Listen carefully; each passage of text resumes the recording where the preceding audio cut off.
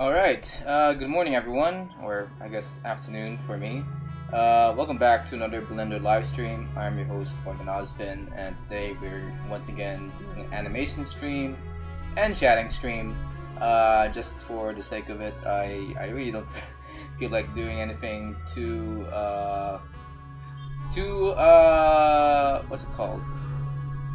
Ambitious right now, like with the freaking VTuber modeling stream that I just started a while like yesterday.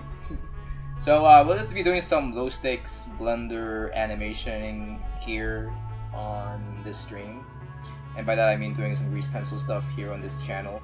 Well, just talking to you guys. So that being said, let's just jump into it. We're gonna be animating this freaking chair shot, just like being like animated here. I'll show you guys maybe the complete scene once I am done, or at least by the end of the stream, but for now let's just make another frame here. Okay, so anyway, how you guys been doing? I have been doing great this past few days, but if you were to ask me how I've been doing last week, I would have told you guys that I was a bit panicky this past last week, because something happened while I was trying to enroll myself back for another year of college life. So I'm still, working my way up to getting a dental degree in my freaking university, and as of now it is now my third year in college as a dentistry student.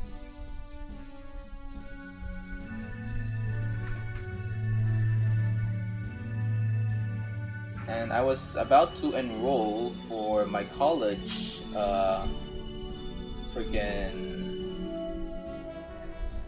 SEM when I stumbled upon a little bit of a misunderstanding on my part when looking through the enrollment procedures online for the university that I was attending to. So if you guys don't know, I am technically not a regular student here of this college. I am an irregular student because I recently transferred from one college to another due to circumstances that I really don't want to explain here on this freaking stream, but I had to transfer from one college to the next because something very traumatic happened while I was staying at my old college. So I'm technically a irregular / transferee of this college that I'm already attending at, and when I look at the enrollment procedures online, there was like a schedule in which us irregulars are allowed to register for our subjects. So if you are an irregular student, you're only allowed to start registering for subjects at around the later half of July, while if you are a first year regular student, you would be allowed to enroll as early as possible. So this is a schedule I had to follow, and this is coming from the word of our dean. So I took her word for it, and I decided to wait for the announcement from her that it is allowed now for us irregular students to start registering for our subjects, which is to be done online.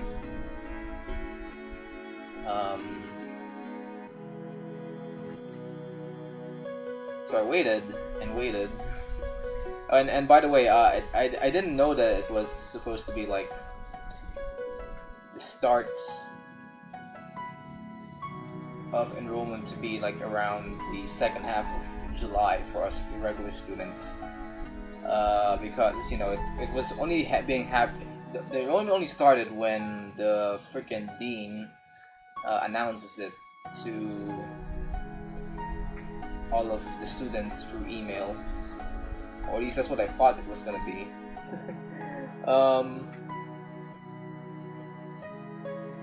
So I waited for the dean to like give me this email telling me to, you know, finally start registering for my subject, and I waited and waited and waited, and it was already like the last week of July, and I still haven't seen a word from my professor, and I'm like, yo, or from my dean.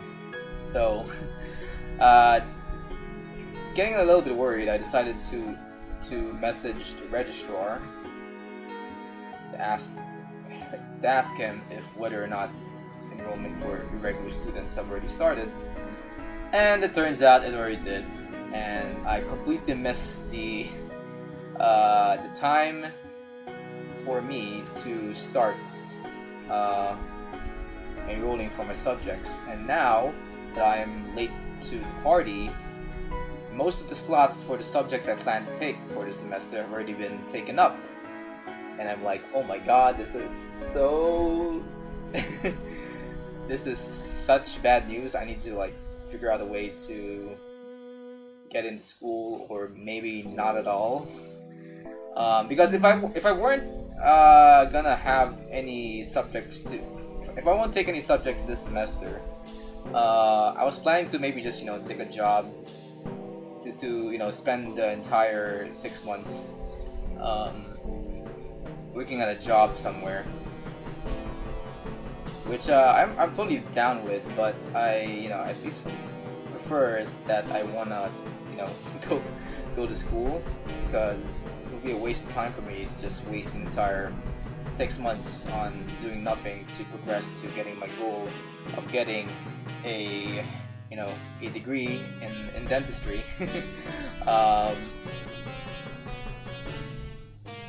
So I tried to figure out ways to get into, you know, to get some of my subjects back for this semester, and it turns out there is a way for me to get into my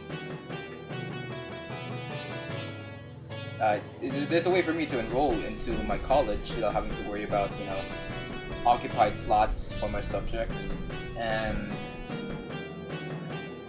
by the way, when I say slots, I mean like there's like only like a limited number of students that are allowed to like enroll per subject, and by the time I freaking saw the number of slots available for the subjects I want to take, they were like all occupied and shit. So I had to like figure out a way to find subjects that I can take for this semester that still had vacant slots. And I looked through the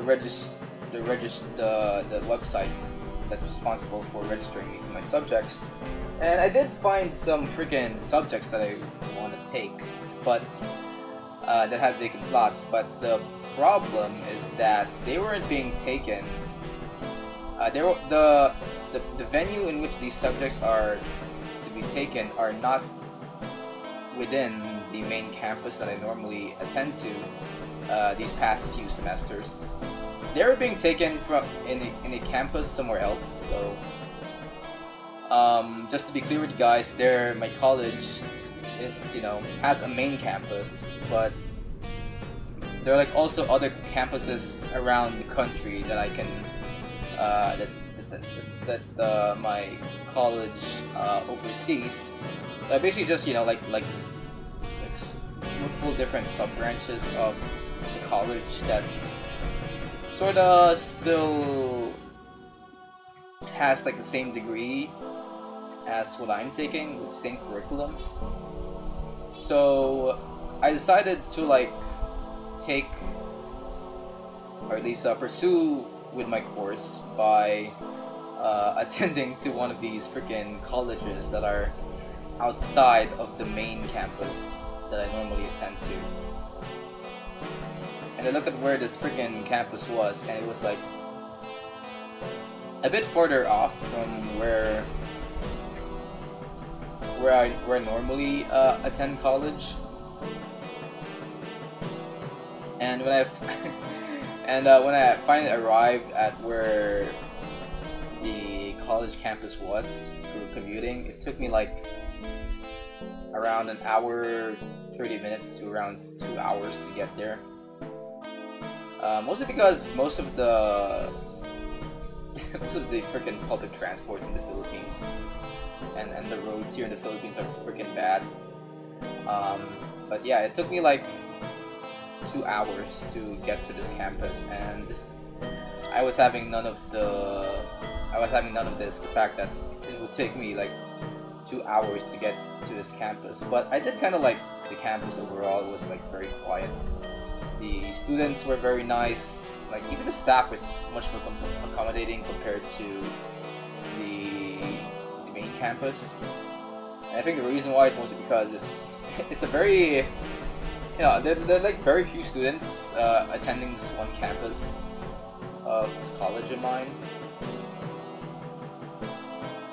And it really gives you like this very village-like feel when I first attend this college. So I really have no gripes attending with this college on its own. But the only problem I had with this college was that it was so far away from where I was living that I considered a little, like moving from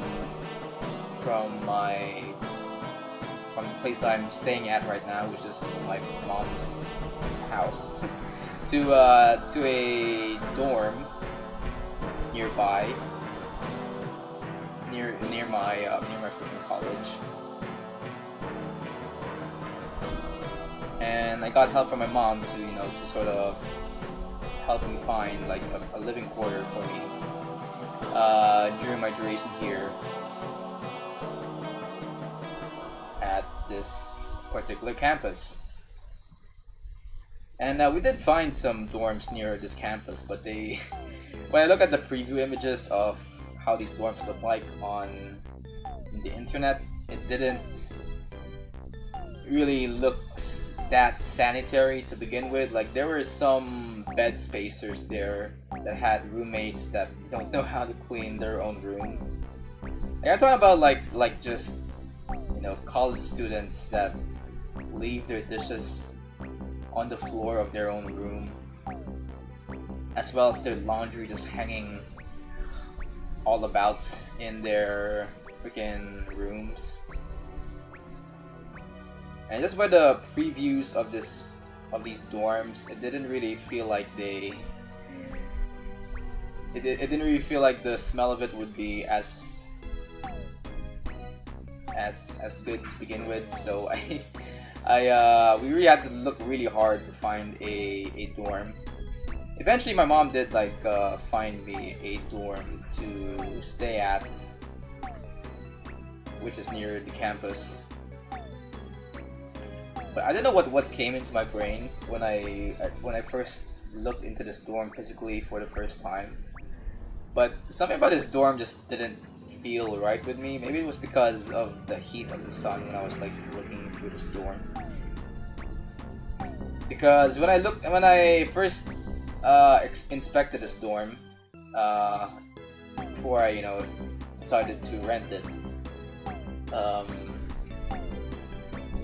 it felt much dirtier than it felt much dirtier than how I saw the preview images. And because of the positioning of the sun from the sky, this is like an outdoor dorm, by the way, with rooms that that if you open the room it automatically puts you outside. But because of of where the sun was during my inspection of this freaking dorm, I noticed that this dorm was near a dark hallway that was pretty sketchy. And you might be wondering why is there a dark hallway in this freaking outdoor dorm that they're talking about? Well, that's because this hallway was sort of shaded by a roof that was blocking out the sun. And this dorm, this hallway wasn't really fully lit, so I was looking at the dark hallway beside this freaking dorm of mine, and I gotta say though, it felt very sketchy having this nice looking dorm, and what you see on the outside is just this dark hallway that you don't wanna be around with. So I told my mom, I don't wanna. Maybe taking a dorm right now is not the best choice for me, considering there's considering the high rents and the bills I need to pay just to use their electricity and water, and also I am next to a very sketchy place when I am attending this dorm. Can you please not do this anymore? So I told my mom, yeah, I'm not gonna be doing this dorm thing anymore while I was attending this college. But she told me, maybe we could inspect the room one last time and maybe you can reconsider it. So we went back to the dorm one last time, but this time I had my mom with me inspect this dorm. And I don't know why, but the second time around, I actually started to wonder why I had those initial impressions when I first saw the dorm. Because by the time I looked at it the second time around, I sort of was much more pleased with how the dorm looked, even if nothing really changed. And granted, there's still a dark hallway, but when we look at it this time around, it was like around 8 o'clock in the morning, and the sun was still in the horizon, and it's shown a little bit of that dark hallway. And when I saw the dark hallway, it didn't really look that bad anymore. and I was about to tell my mom, hey, maybe we should maybe this dorm thing isn't that bad after all. Before I can tell her that, mom just told the owner, hey, I'm not interested anymore. My son is too much of a wuss to stay in your dorm, and will not be interested in buying this room anymore. I mean that's not what she said, but it's basically just that, I guess. And I was about to tell her that, hey, maybe this whole dorm thing isn't that bad after all. But then I think about it more and more as I reflect on my decisions, and I came to realize that maybe dorms are not gonna be a good choice for me as a broke college student who's still sort of dependent on my own parents' allowance to survive. Because for the room alone, it costs 4,500 pesos. That doesn't include the electric bill and the water bill, which would rise that up to maybe 6,000 or something. Depending on how much I probably use my freaking computer to use the internet or something. And then there's also the Wi-Fi bill, and I need to maybe also spend some money to do some groceries for myself and do the laundry. And I think about it more and more, and I realize that if I'm going to stay in this dorm, I'm going to be building up lots of unneeded costs for myself that could be totally avoided if I just disregard dorming and just push through with the long commute time from my house to the campus that I want to attend to. Oh, hey, who's this? Roger Kopic? Hello. I'm talking about college right now, and well, I'm doing some grease pencil stuff here on Blender. But anyway, I decided to not dorm anymore for this for this semester. Even though I think the whole concept of me living on my own is kind of interesting. I still need to be realistic with how we manage my money, or like I guess my parents' money. Because there's not only is there like a high cost for living in the dorm, there's also my enrollment fees for attending to my college, as well as my mom still needs to like pay for my my other siblings' education and stuff. And also, my mom is this is why I think my mom is very cool. She is a very big theater kid now. I mean, she doesn't really perform on stage, but she is a big theater fan, and she recently got into watching plays with me and my siblings, my brothers and sisters. And she really wants to experience more of these plays going forward.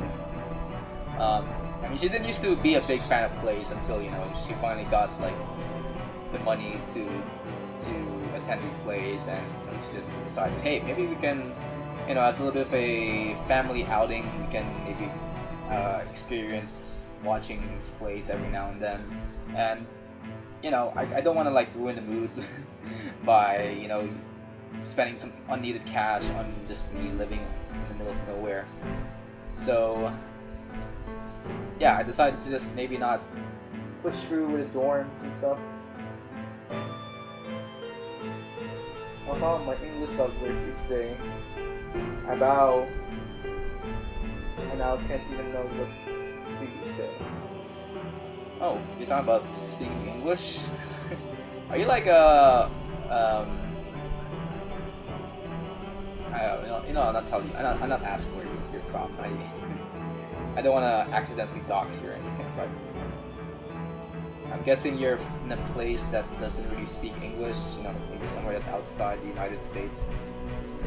I mean, that's totally fine by me. I'm also not from the United States. I am technically a Filipino living here in the Philippines.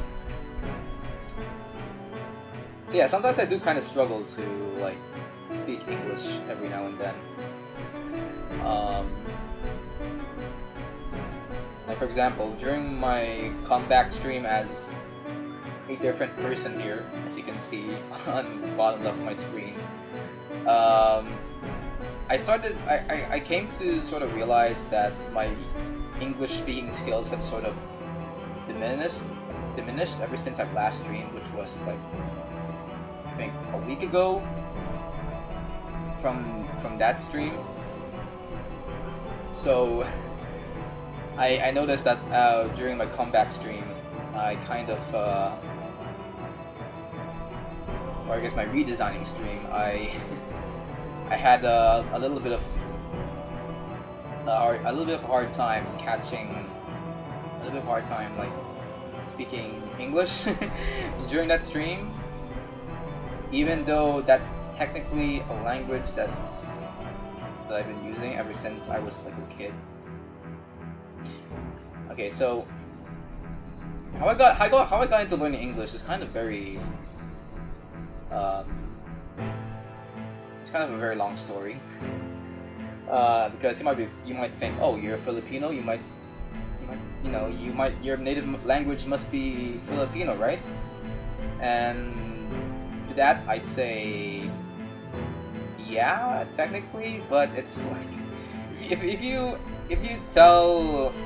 ask me to speak Filipino to another countryman of mine, they would comment on the accent that is in my voice, saying that, oh my god, this guy's a freaking foreigner, is he? And I'm like, no, I'm one of you guys, come on, I'm one of you guys. And heck, I don't even notice the accent when I speak Filipino until someone points it out to me. And like, fuck, I need to get rid of this somehow. It really sticks out whenever I talk to someone during a conversation if I speak Filipino.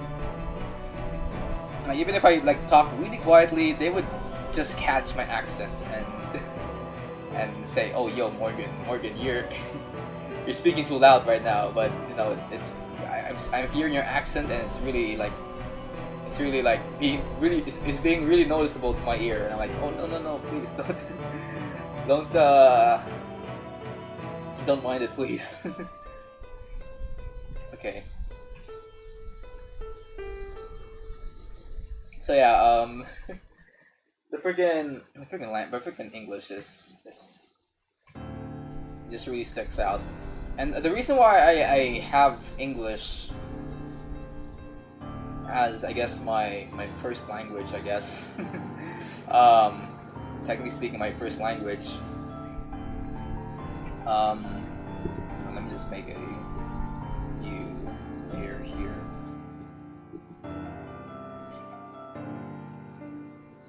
The reason why I have like English as my first language is because I attended like this English speaking school back when I was in elementary.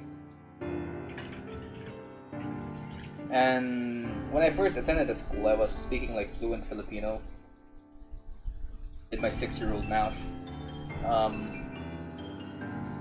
But then, as I get more accustomed to the other English-speaking classmates of mine there in my school, I sort of lost that Filipino twang of mine and replaced it with an English with English accent that people are noticing, I guess, when I talk to them.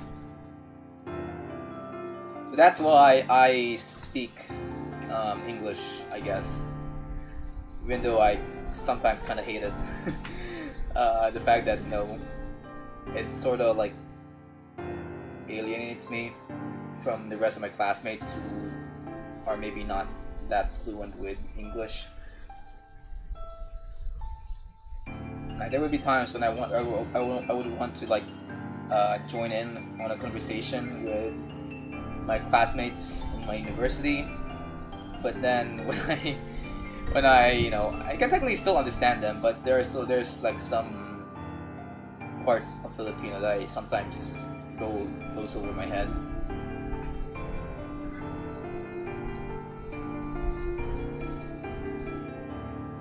And then when I open my mouth and speak English to them, they would like have a huge question mark on their face, wondering, "Oh, what the heck is Morgan talking about?" So to compensate, I, you know, speak in this sort of mix between English and Tagalog, which is, you know, another word for Filipino, and we call it Taglish. So I speak Taglish with them, and since I, you know, it's a mix between Filipino and English, and my freaking English accent, I just sort of look dumb in front of them, I guess, because, you know, people don't normally mix these two languages together unless you are like a foreigner, I guess, or a rich kid who doesn't have a crumb of Filipino blood in their body. Or an experience with the Filipino life outside of their own little rich mansions. So in the end, like I sort of just look kind of stupid whenever I speak to Filipinos here.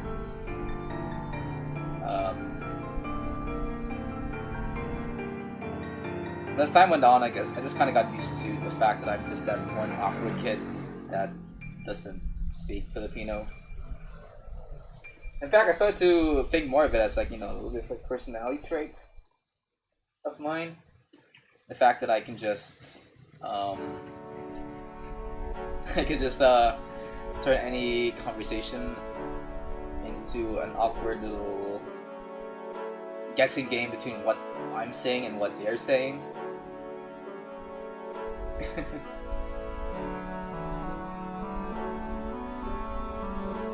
Plus, sometimes the fact that my accent is so noticeable, it can sometimes be like a good icebreaker for some people.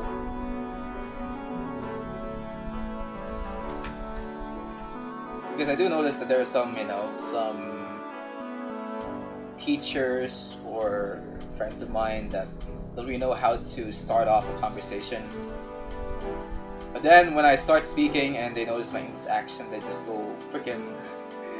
I know. They just start talking about how's my, where did you get that freaking English accent? And some people would make fun of it. Some people would be genuinely interested. To me, I just think that.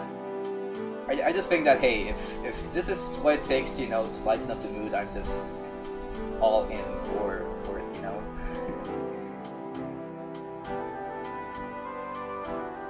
because oh my god, anything that's the only worse thing than being teased upon for having English accent is to not be noticed at all by your own classmates.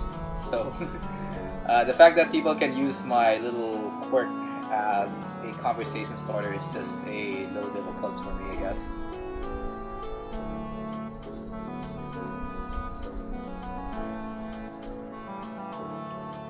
But anyway, what was I talking about before I talked about talking in English?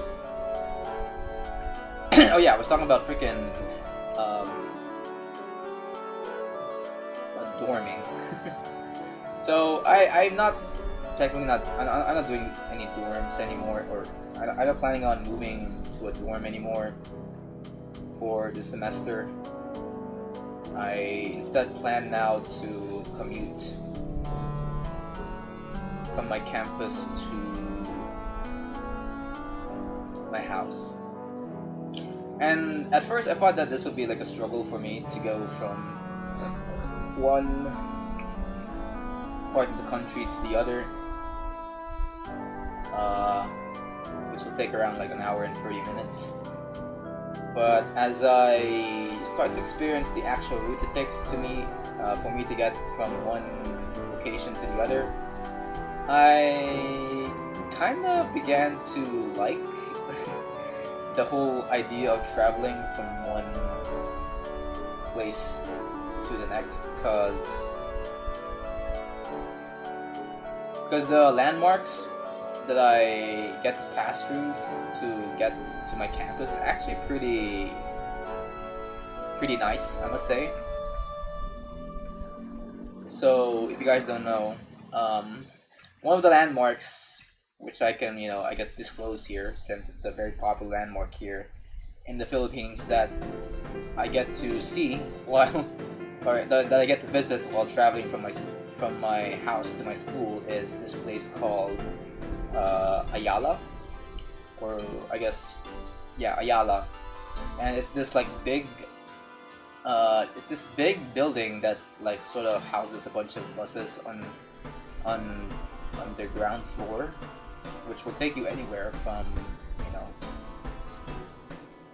from Cubao to what else? Calamba to what else? I guess Batangas is also there. There's a bus to Lemery.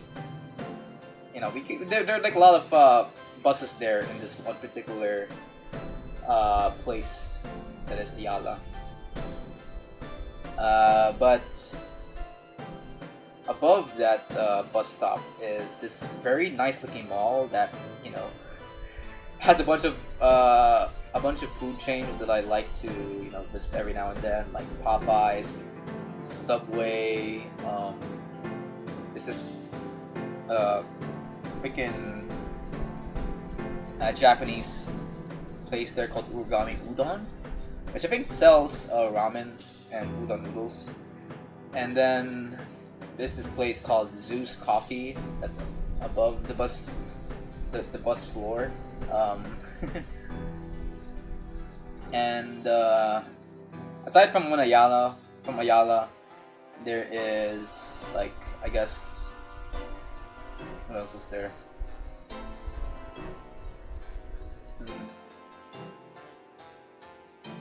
I mean, there's also like I guess SM Mega Mall, I guess. Mega Mall is pretty nice to look at, and I also get to pass through this bridge in Guadalupe, which is pretty nice to look at. Basically, my whole route to get to my college is actually pretty has a bunch of good views for me to look at while I ride on a bus, which is basically the main mode of transport that I have to use to get to my campus.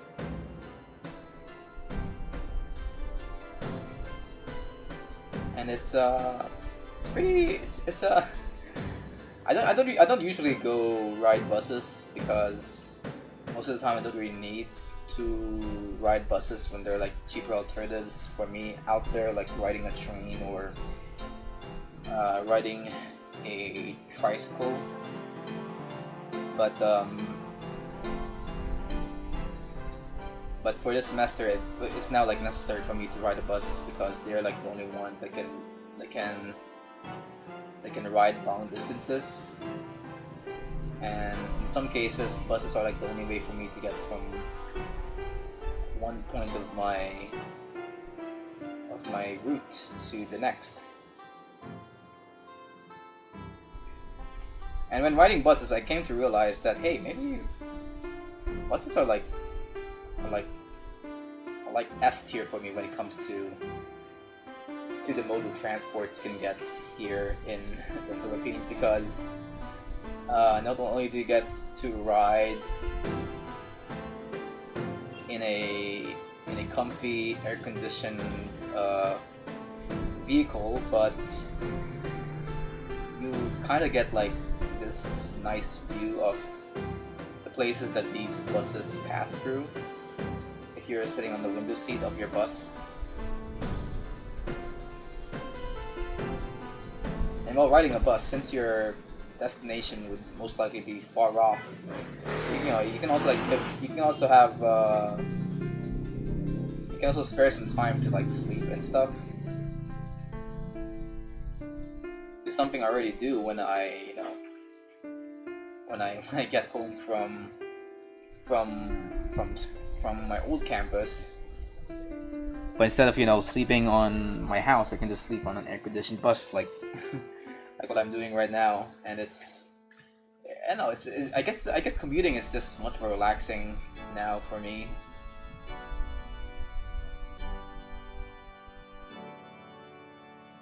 So yeah, the commute to school isn't as bad as one might think. Now, as for the main campus as for the campus that I'm staying in right now, what can I say? It's I thought that I would hate it, the fact that I'm now moving from one campus to the next, because I do have like some people that I want to meet on the main campus of my college. But to me,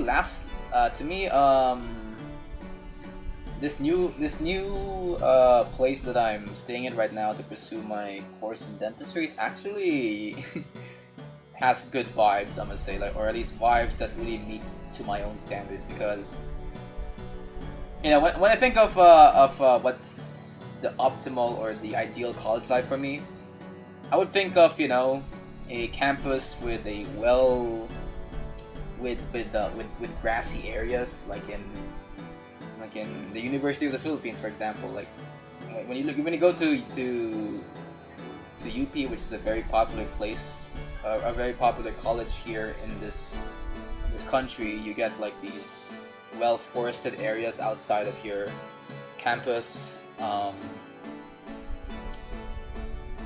like parks outside of your campus. What else is there? As well as like a very serene environment wherein nothing is too loud for you to remind yourself of the city life outside of the campus. So when I think of the ideal city life, of the ideal college life, I would think of very quiet park-like campuses that you get to stay at, and this new campus just meets that idea of mine for me, and much more, I guess. Because it does kind of remind me of UP in a way, this new campus that I'm staying.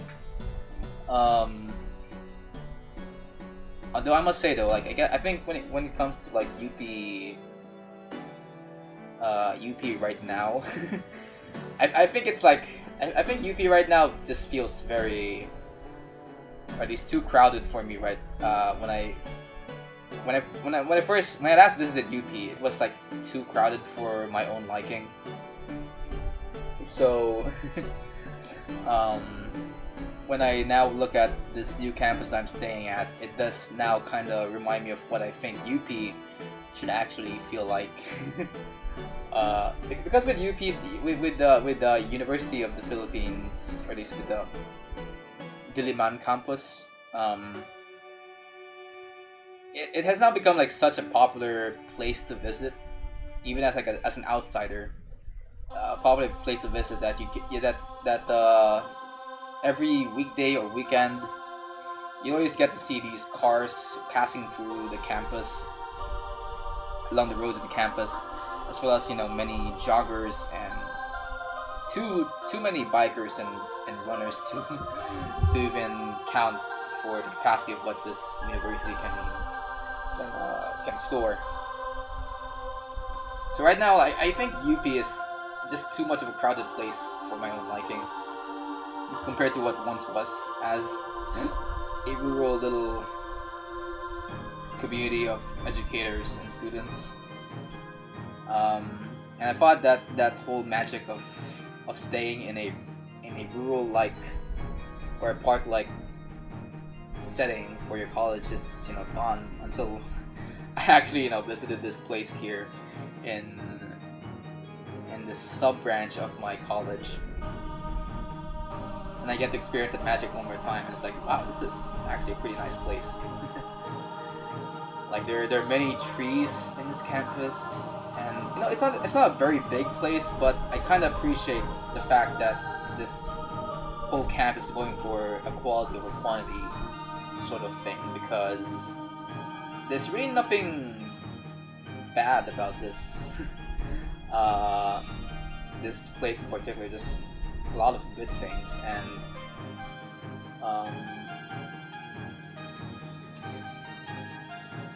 like every part of this campus is always like exposed to sunlight, so that, you never feel like you're in a in a dark place. Unlike with my old campus, there are like some hallways in the campus that feels like they are obstructed from any sunlight. But with this new campus that I'm staying at, there's like everywhere you go, there's at least some window or opening to some sunlight in each of the rooms of this campus. And since there's not much people staying in this one campus, there's like a lot of quiet areas for me to sort of think and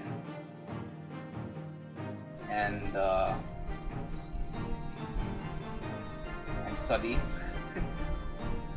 Because in my old campus, if I want to study and all, I have to like go to the library of my campus, because that's like the only like quiet place in my old campus. And even then, I would always like catch some people like whispering in the corner or something that would sometimes be a little bit too distracting. But with this new campus, like going to its library is not even like a option I even considered until I was like forced to like read a book in the library. And if I want to like study, I can just study outside. There's like this outdoor place in this campus wherein you can just sit. You can just sit outside while feeling the breeze, the outdoor breeze, and looking at like the green trees outside. It's a pretty serene atmosphere that they've created in this campus. And as much as I want to maybe promote this campus for what it is, I do understand that if I were to like promote this with other people, we kind of lose the magic of it all. Like, God, am I gatekeeping? Am I gatekeeping this campus right now from the rest of the world? Okay, maybe I'll talk about this campus with my old classmates when I have the chance. But for this stream, maybe I'll not talk about it or talk about the location of where this campus is, just so I don't get doxxed. But yeah, this whole campus is just has just the vibes that I want from a college student, you know. I guess the only downgrade that I have for this one campus is that if I'm ever going to, you know, take up any clinical subjects for my college, it may be difficult for me to find some patients, because back in my old campus we can just hire an agent outside of the campus, and it would be their responsibility to just, you know, look around the area and find a patient for us for our clinical subjects. But for this campus, no agents are anywhere in sight. Plus, the whole dental industry around this place isn't as big as how it is in the main campus. So most strangers don't really even know that there's a college clinic here in this particular part of the country. So you really have to go out of your way to actually find some patients for your clinical subjects here. So I do kind of plan to maybe move back to my old campus once I'm kind of done with the semester. But if ever that happens, I would still kind of cherish the fact that I'm now in this one campus, I guess, because it's actually pretty. I kind of like it. I kind of like this new campus I'm staying in. It's less crowded. The environment is serene. The staff is even very friendly because, you know, because there's like less students slash staff here. Everyone just kind of knows each other. Like, I feel like I can just walk up to the dean and say, "Hey, yo, what's up? It's how you doing?" And, you know, we can maybe have like a little good coffee break with each other or something. You know, it's just that kind of atmosphere that I kind of miss with, or that I wish that most other colleges have.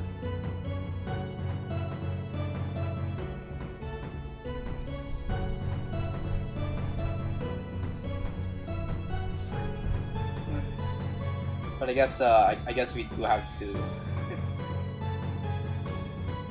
accommodate for the number of students coming in.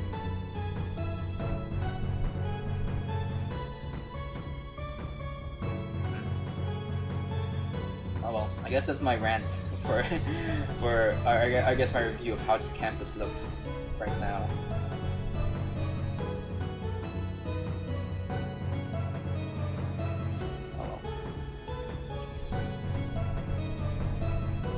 Anyway, if you're a classmate or an old classmate of mine watching this, hey, what's up? I am still around. Don't worry, I'm still technically in the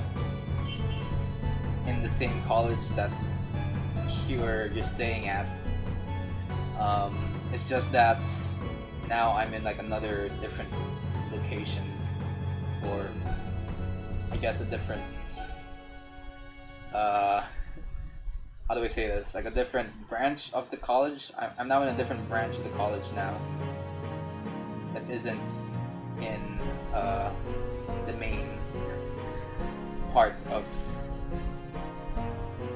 the college, I guess. I will go back to you know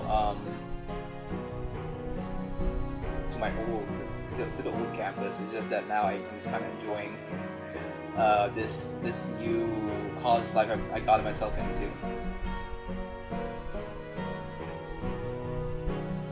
Also, another thing I kind of like about this campus is the fact that there's like in just there's like a nearby like SM nearby that's just, you know, walking distance away from where my new campus is at,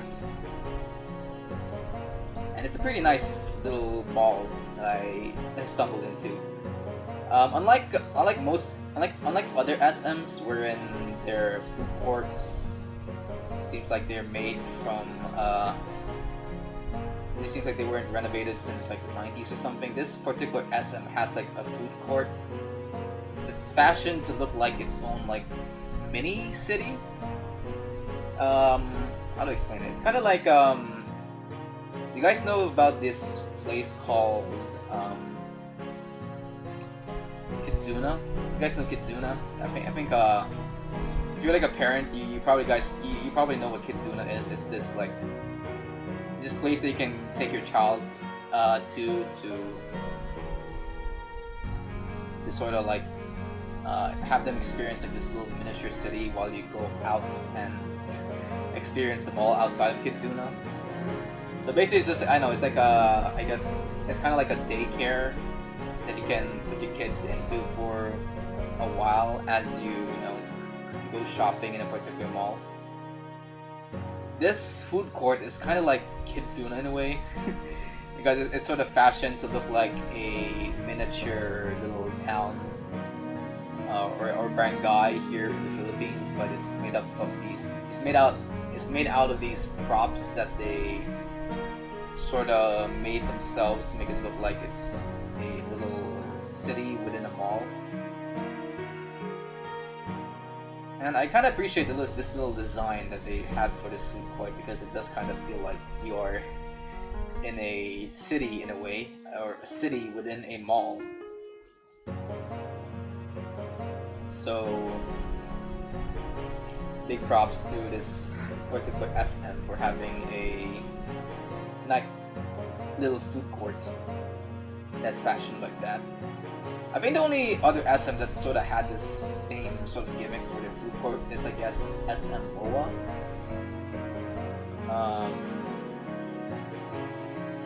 So seeing this new style of designing their food court be taken to another mall is, you know, kind of refreshing for me. And then also in this one particular SM is a national bookstore that had like its own dedicated book section.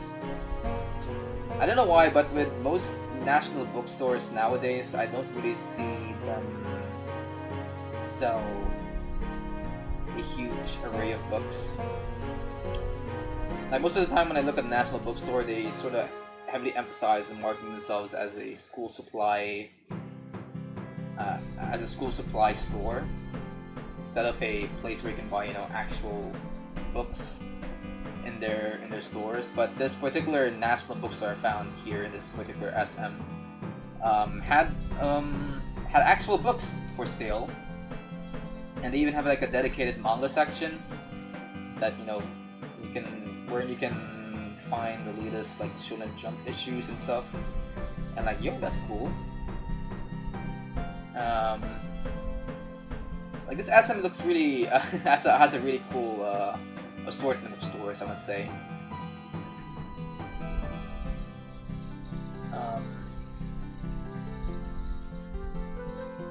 And I don't think I'm gonna. And I guess it will just kind of suck that by next sem I would have to like move back to my old campus, I guess.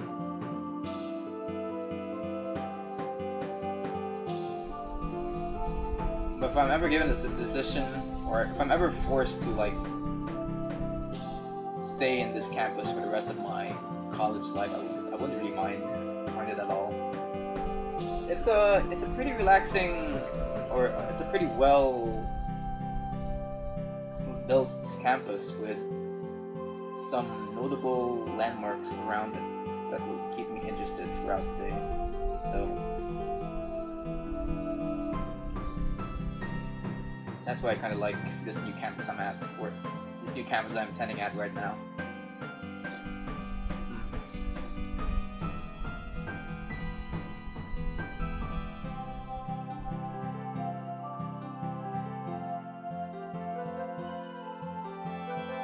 Anyway, that's I guess is what's been happening since then.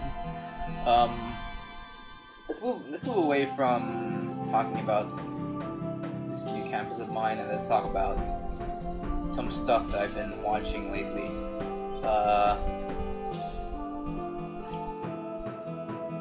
So this past few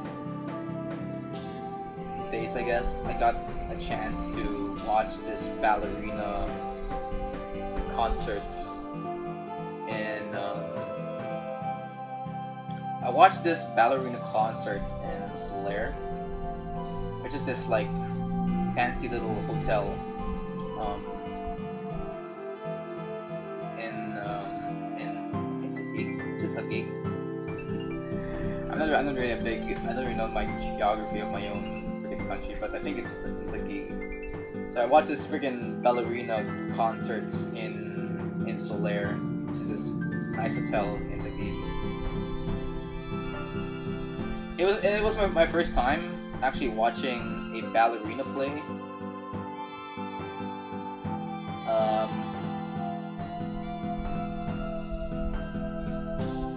Because I usually watch plays or musicals with my mom, but we never really got to watch like an actual dance performance in my country before.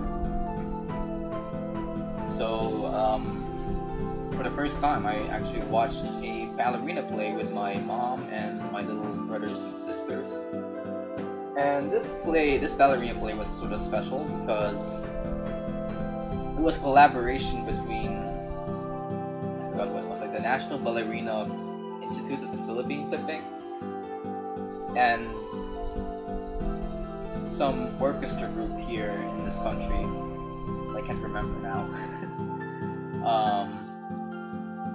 So yeah, it was like a huge collaboration between these two groups, and I was like wondering, yo, this looks pretty nice. And then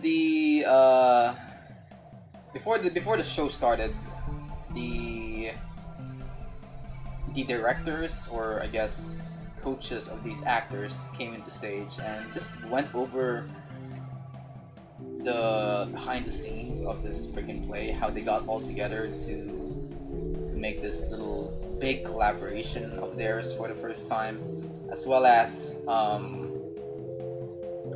a little bit about the practices and thoughts they had to go through in order to get this event to actually run and all.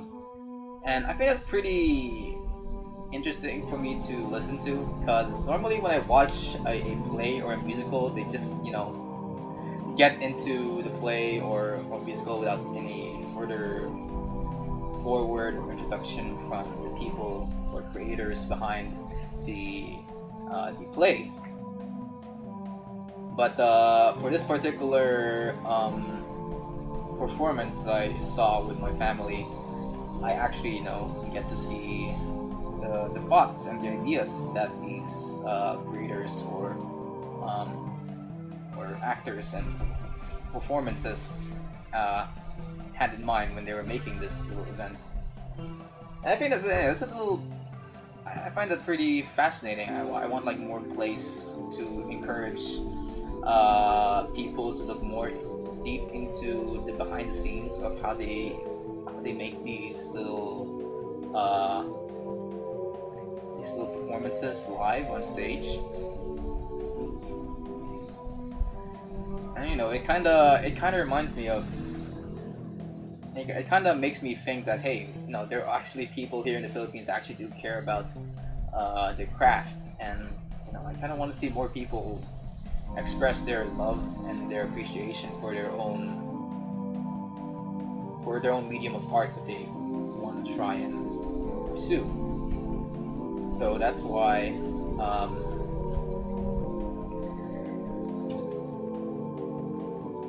So that's why when I actually watched this play, I came to the understanding that hey, these people actually do care about their craft, their performance, their way of directing these actors to give the audience what they wanted, which is a Red Riding Hood slash Peter the Wolf sort of ballerina play wherein they try to reenact events of those stories into a ballerina performance. And I have to like wonder how do you do that? Like this is a story that is spoken through word. How do you like turn this story into a dance performance? And how they do that is actually pretty freaking fascinating. So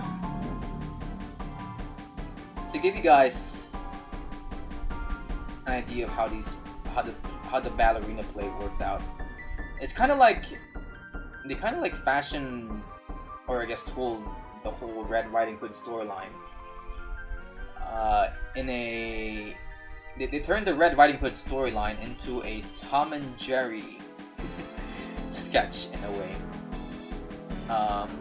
And by that I mean, there's still and by that I mean even though there's like some comedic scenes happening between Red Riding Hood and the Wolf, there are also some very elegant performances from the dancers, the ballerina, and the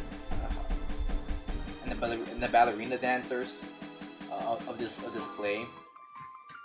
Like every time the freaking Red Riding Hood starts twirling with her toes, with her toes like tiptoeing on the ground, I'm like, yo, what the fuck? This girl is so good. Do more spinning. I want you to spin like a fidget like a fidget toy, like a fidget spinner. So yeah, I just there were like a lot of these cool performances from the dancers. But when I say that they fashioned it like a Tom and Jerry sketch, what I mean by that is that none of the actors actually like spoke a word during the play, and I'm saying that with the most positive of remarks, because by not speaking like a single word throughout the entire play, you just sort of are only told the story through their own bodily movements, from the movements of Red Riding Hood to the stiff but elegant movements of the granny, to the sort of playful nature of the wolf. Everything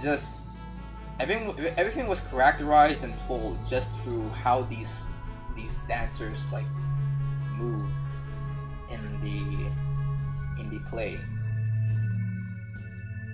And I don't think people really get to catch how unique that is if you don't know how storytelling works behind the scenes. But as someone who actually writes some stuff for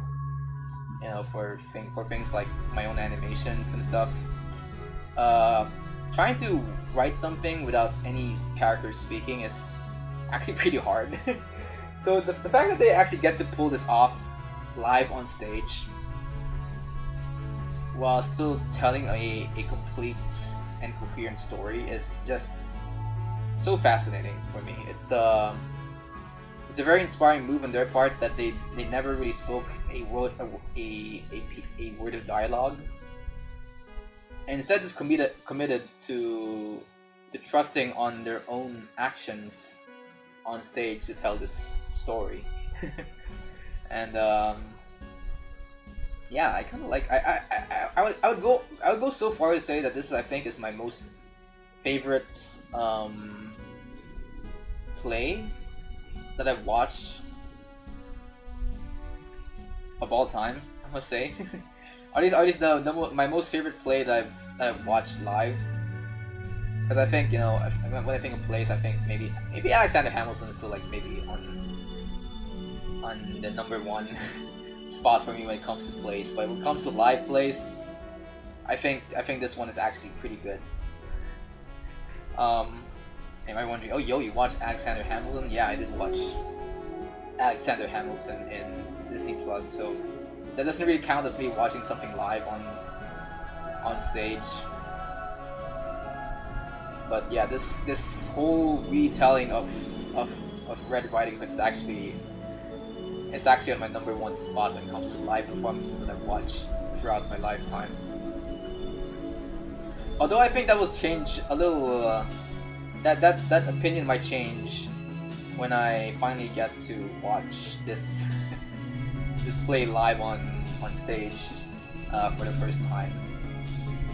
Because I've heard of people fangirling on this one particular play back in the late 2010s.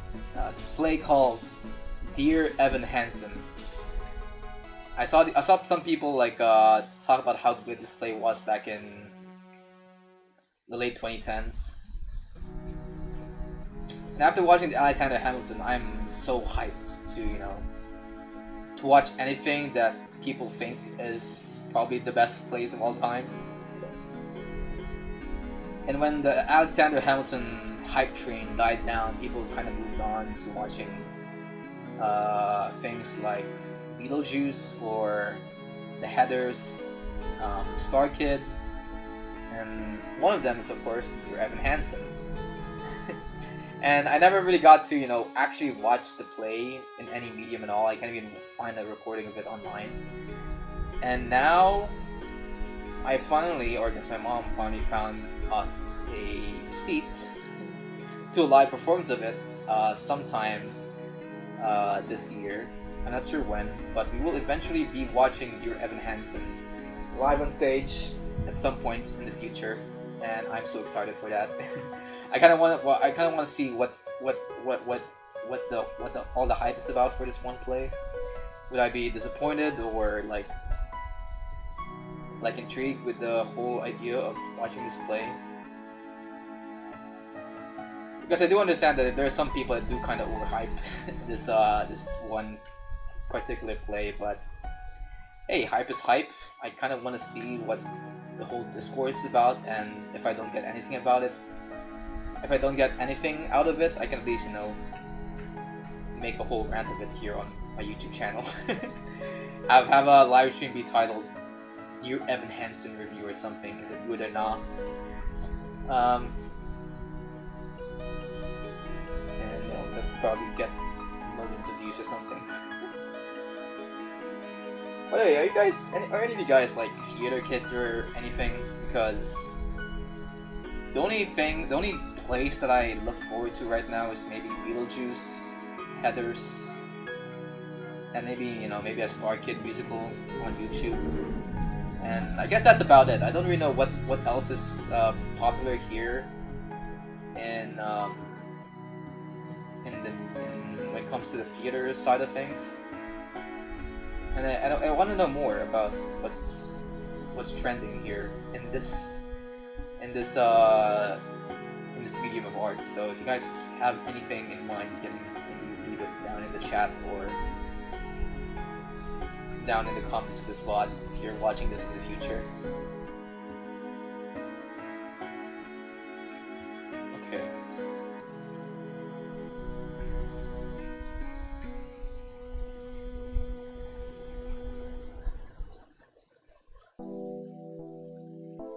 Anyway, let me just go work on this freaking animation here.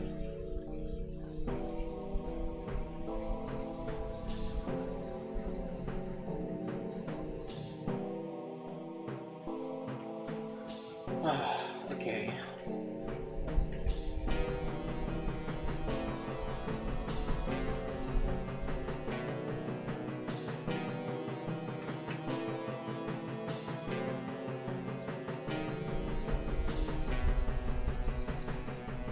Alright, just paint some of these freaking colors and stuff.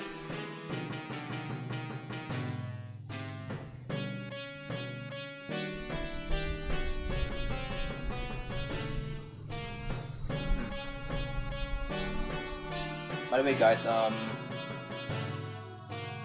before I continue with this friggin' animation stream, I just want to say thank you for the support that you guys have given me while I put up the VOD for the what's it called? The VTuber stream I did like yesterday. The one wherein I made a VTuber model from scratch. Like I mean, technically, I knew that you guys kind of wanted the wanted another VTuber modeling stream at some point in the future, but I didn't know you guys wanted that wanted it that badly.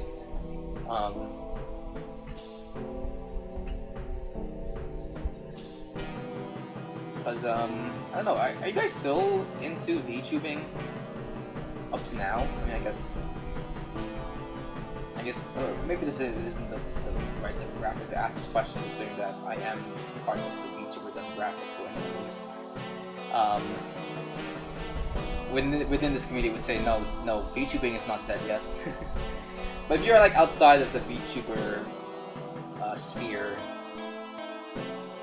is VTubing still like big? Because I thought that, you know, that VTubing kind of slowly like faded out of the public consciousness ever since the end of the pandemic and all.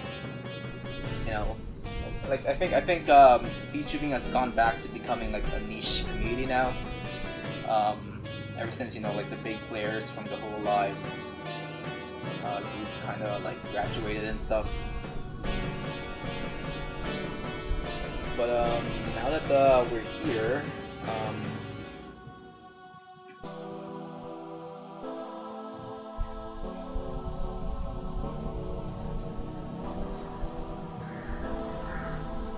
I sometimes wonder if the VTubing industry is still thriving. Considering that, you know, what is it called? Like, remember when there was a triangle of VTuber companies that you get to look forward to in order to sort of gauge how well the VTuber community is like.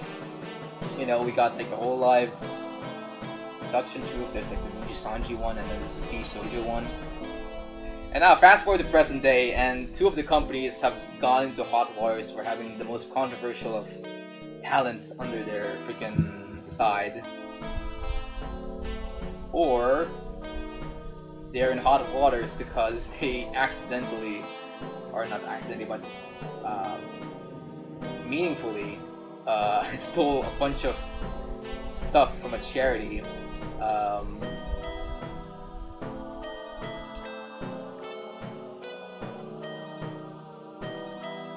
In recent times. So I'm looking at all these like news of these VTuber corpos like getting into hot waters, and I'm like, wow, these companies are not doing fine. Is the VTubing industry, you know, going into some dark ages or something? But then I realized, oh wait, this is, I know how this works. We're probably gonna be in a phase wherein like VTubers are no longer gonna be looking for corporations to help them in starting their freaking VTubing career, and people would more so often switch to, I don't know, going to going indie, I guess. I feel like with the case of, you know, Let's Players back in 2010, because back in 2010 we had like people like, or I guess companies like Machinima handling all of these creators under their belts, to help them like advertise their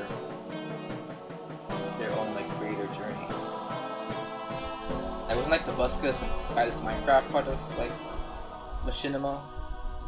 But then you fast forward to like 2016, and I think Machinima was like dead at that point, and people weren't satisfied with signing up to Machinima, because with these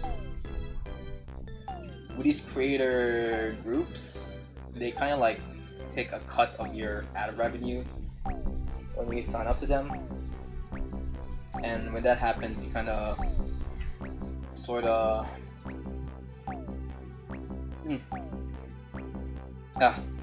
you kind of don't have the income to like live if you're like a part of these YouTuber if you're a part of these like companies. So to make up for it, like people just started going indie, you know, with people like Markiplier, Jacksepticeye, PewDiePie.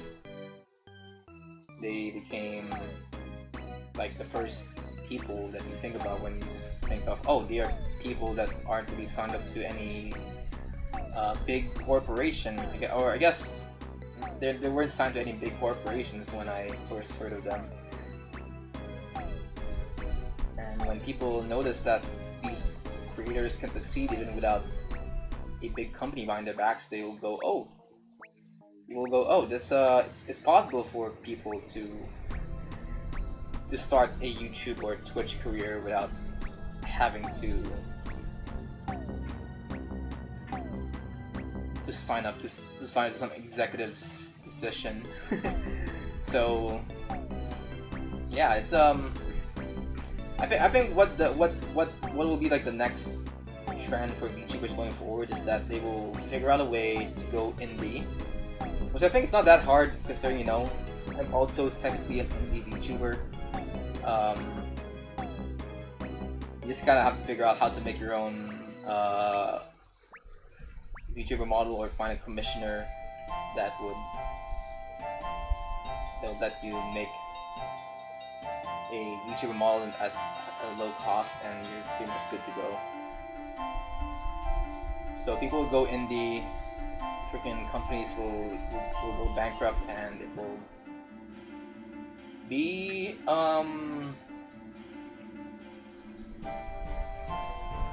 be swell for all of us under the YouTuber community. What else? Okay, maybe I'll since we're talking about like predictions as to how things will be like going forward in this particular medium of entertainment, I'm gonna now also put up a prediction right here on my own YouTube channel. I don't think Hololive is gonna stay for that long. I must say, or at least in the international side of things, I don't think Hololive is really gonna stay for very long when it comes to the VTubing side of things. And I'm not saying that they'll be like outed for getting into some controversy or anything. Although I do think that could be a possible thing. But I feel like the most likely thing that will happen with Hololive is that people would realize how great indie VTubing is, and people will slowly come to sort of get tired of the corporate planning behind Hololive, because I'm not gonna lie, guys, I kind of don't. I'm kind of not entertained with how Hololive is doing things nowadays. I mean, I guess last time I was entertained with them with their content was when they did a GTA role-playing series with a bunch of members, but I didn't really stick to the. I'm not really a big idol fan. I kind of like VTubers that just that just, you know, aren't too serious with it themselves. You know, VTubers that are real with their audience. They're real about how they function in real life. Or maybe, you know, VTubers that are just, you know, freaking walking memes in legs, I guess. You know, I kind of like my funny creators, and my creators that have good just chatting streams, I guess.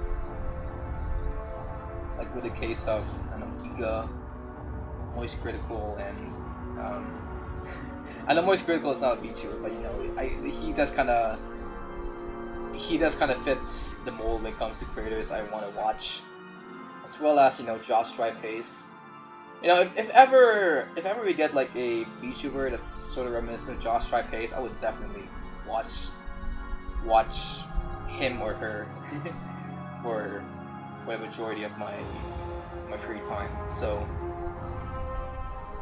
yeah, that's what I think about when I think of like the pinnacle of YouTubing. A Josh Strife Hayes version of an anime character, I guess. What else? Was it Hololive? I sometimes notice that they kind of like put up a face sometimes when it comes to their talents. Like I don't really think it's like the talent's fault that they act like under a mask or something. Like I think it's more so the fact that Hololive sort of forces them to match this idol like facade in their community, that they kind of lose all, I don't know, all personality that comes with being a creator on YouTube. And that's why I don't really watch that much Hololive, but I do kind of, although I do kind of still appreciate the fact that you know these Hololive talents are still like doing some high quality stuff. It's just that I don't really stick with them when it comes to, you know, their low effort stuff. You know, their daily live streams and stuff.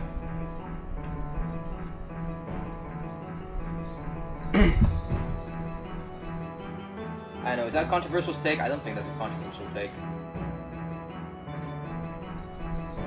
I still appreciate what they do, it's just that their content is just not the thing for me. I'd rather like watch like maybe an indie VTuber than whatever is happening in the corporate side of things, because with corporate the corporate creators, they kind of have like a I don't know, a way of presenting themselves that matches what the executives and the higher ups would think a normal VTuber would act in front of the camera, and I don't like that. I kind of like VTubers that, or creators even, that try to experiment with what they can do in front of a live audience.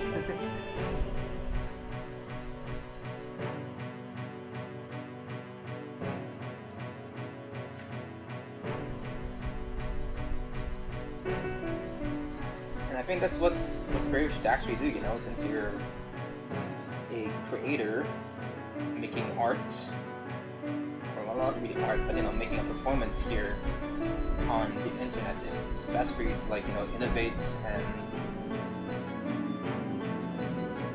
find ways to like entertain your viewers, and that really requires you to, you know, to look for ways to for innovative ways to entertain your audience. And you can't do that by just sticking with what works in the past. There needs to be like some kind of reinventing of the wheel to keep people interested. And you know, at least I can appreciate Hololive for like starting that whole VTuber trend, but now that the whole VTuber trend has been exported to the nth degree, I just can't watch a single freaking Hololive stream now.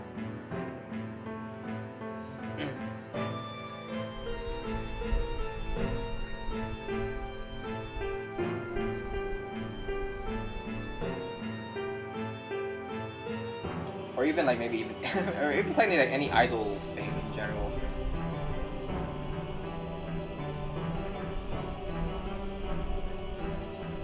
I don't know what got into me when I was like during like the early 2020s, but I was like actually I haven't really been. I've been an Idol fan. I don't think I'm an Idol fan, unless you count the fact that I was technically, unless you count the fact that I technically started this whole freaking VTubing thing because I saw what's it, more Calliope in a episode of Trash Taste. So yeah, I guess I am an Idol fan back then, but now it's like, you know, fast forward to like 2025, and I don't really catch up to what's happening in the idol industry anymore. It's like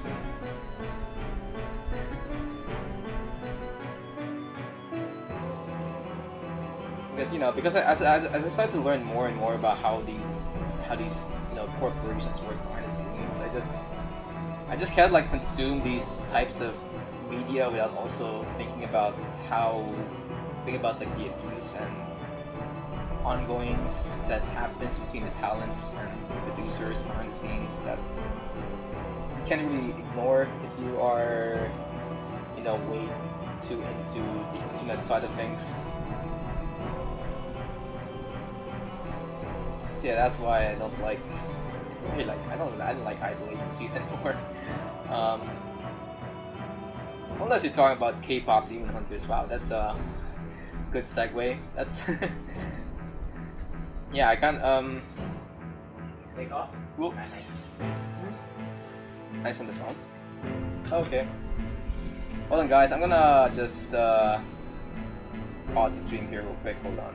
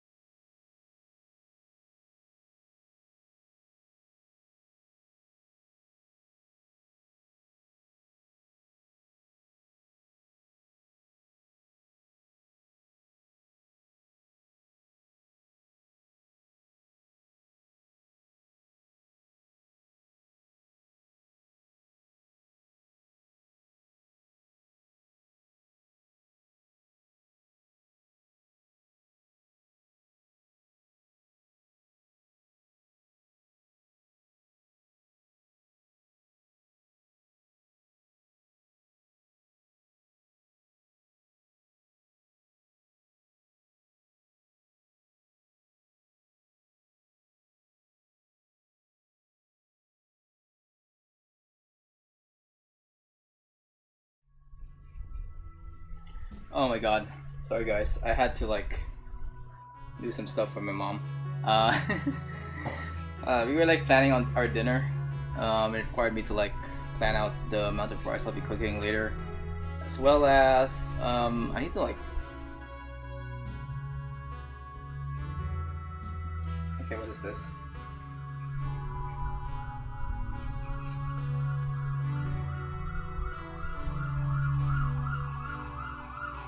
Oh god. Hold on. I need to. Okay, I need to like. Fuck. Okay, I need to go again, guys. Hold on. Fuck.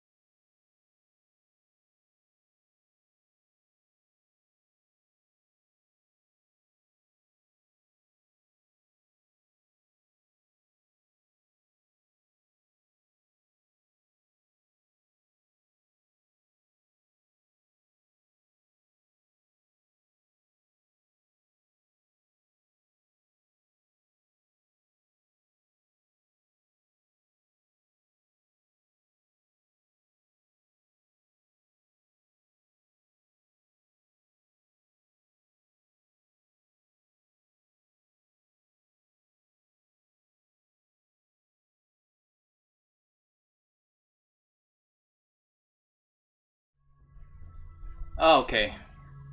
I'm back. Sorry, guys. I swear to God that my mom texted me back to do some errands. Oh well. Okay, let's continue back on our live stream. Although I kind of expect my mom to text me one more time here. So let's wait. While I wait for my mom, I'll just freaking do some animation here on the stream. Oh my god.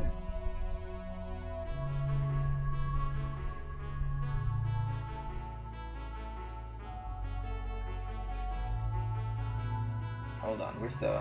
I need to like track my stream right now.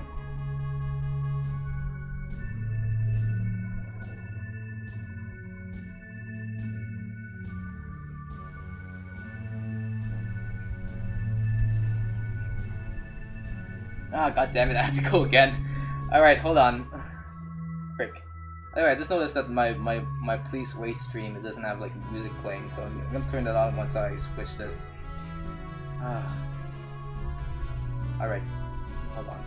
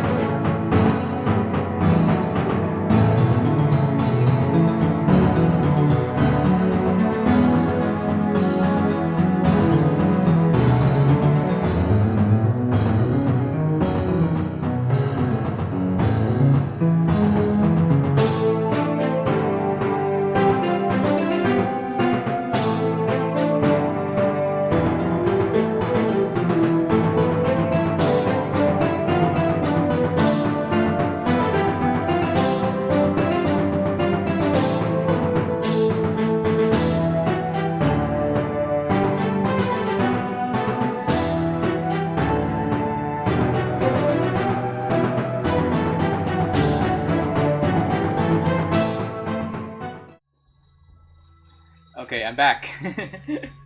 Alright.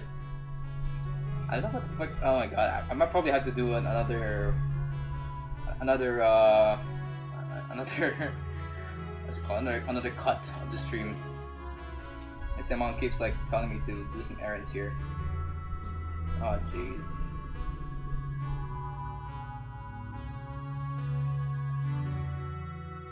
Is there nothing? Okay. I'm gonna put my phone down next to my desk, and I'm gonna see whether or not my mom comes back with some news on what I should do next. Okay. I don't want to tell her that I'm streaming right now because I feel like that's an asshole thing to do, you know?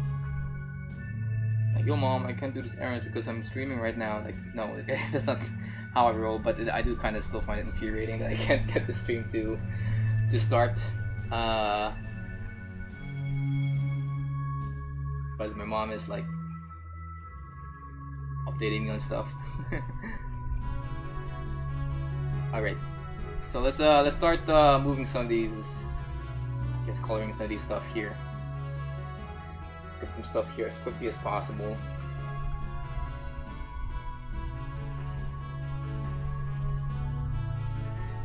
So if you guys are wondering what the frick is happening behind the scenes here, well, we are gonna be.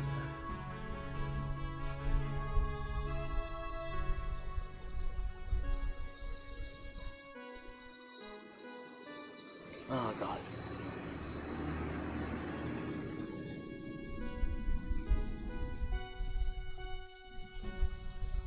Alright, well, okay, I swear to god, my mom is now giving me a solution to how I should do something here, but I think it won't work. But, oh well, guys, I'm putting you guys back into the void. Hold on.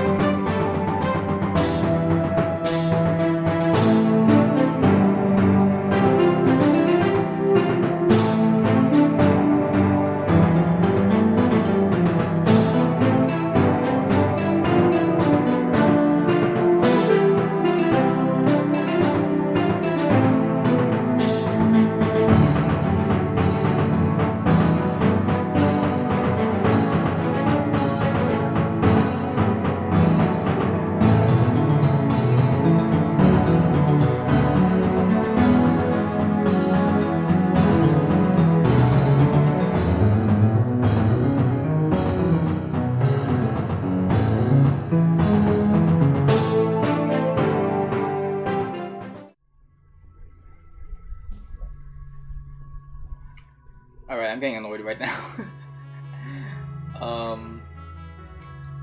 The frick. Okay, guys, I'm like. So if you guys I don't know what's happening right now. We are trying to like book a flight. Right now with my mom, and right now we're just having a war with with technology right now, because for some reason this booking app is not like registering a ticket that we have in hand right now. It's not working. What the fuck? Okay, thank God. My mom just decided to give up on it for a while.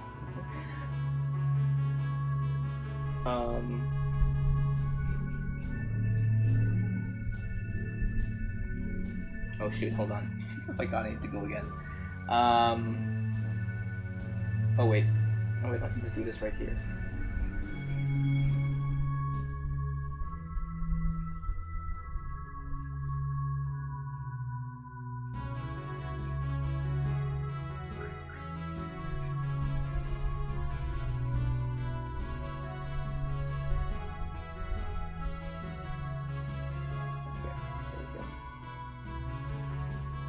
Alright. Alright. I need to go. I need to work. Why am I I'm like worrying about about freaking booking plans for flights and stuff? But the good thing is that my mom also gave us some food to eat. She gave us like a grab order from a popular food chain called Inasal, which is this place that, you know, that sells some Filipino barbecue and wings and chicken. Pretty tasty stuff. But I'm not quite a fan of their freaking sisig. I think I've already told you guys this story before, but I don't like. Out of all the menu items under the Inasal brand, the one thing I hate the most, the food I hate the most there is the freaking sisig. I ordered it like once in their menu and I never tried it again, because when I first tasted it for the first time, it tasted like hot plastic, you know. It doesn't feel anything at all like sisig, so I don't really go sisig. But their barbecue is pretty good. It's just that for more complicated dishes like sisig, I don't really trust them in making that. So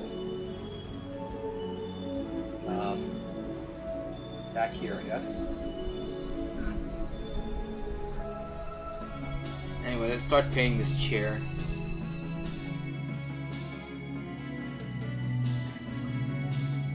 Okay, and I need to also check out this Grab order thing. Okay, so Grab right now doesn't seem to have any. Still processing the order, I think.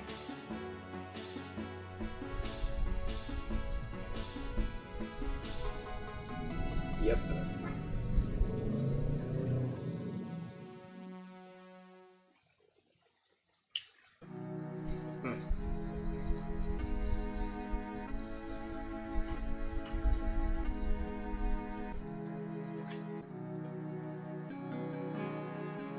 So Grab right now is sort of still like processing. Oh wait, no, it's already the restaurant already received the order.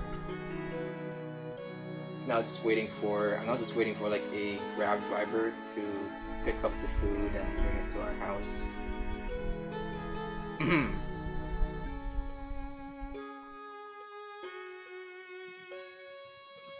It's nice.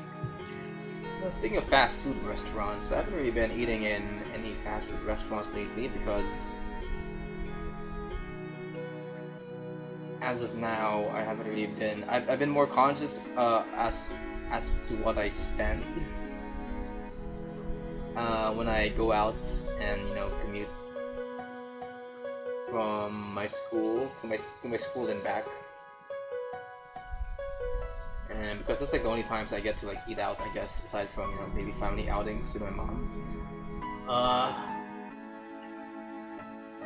But yeah, I haven't really been eating out lately. I want to try to save up as much freaking money as possible. But I've been like tempted every now and then to like eat some food outside. Like every time I go to Ayala, there's this like subway chain there that I sometimes get tempted to enter and order like a Subway melt or something, but I decided not to order there. Or at least I'm like treating myself to just look at a Subway restaurant and just walk away.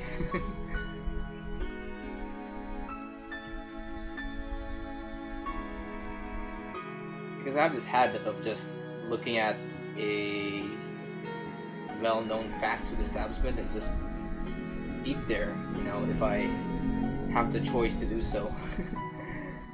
But now I'm trying to like train myself just don't. I'm just trying to like. I'm not training myself to not enter a establishment when you do get the chance to find one.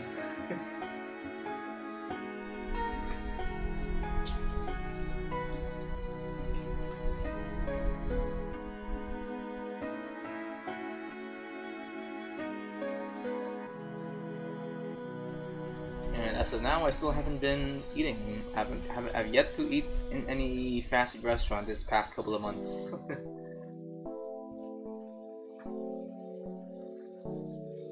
I do have the money, I do have the time, but let's try not to indulge my cravings for these oily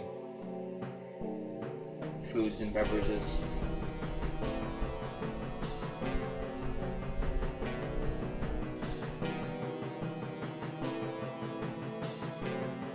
Not only is it for, you know, the sake of my wallet, but it's also for the sake of my health.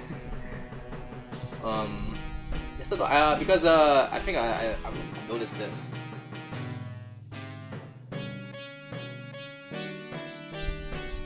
Oh, what's this? I thought my mom is now telling me to do stuff again. Alright.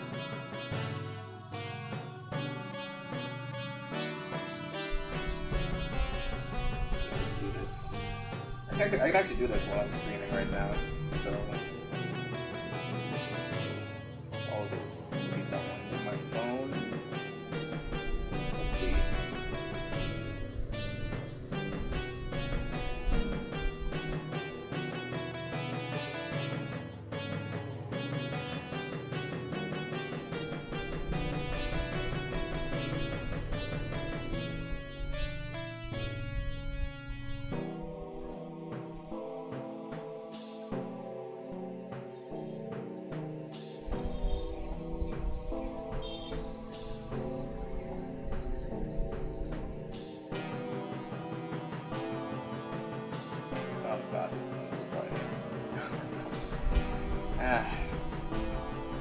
I know you guys can see right now, but I'm like trying to work around this whole booking app situation. I'm trying to book a ticket on this booking app so I can pay it to the company behind my flight. It's not working. What the frick?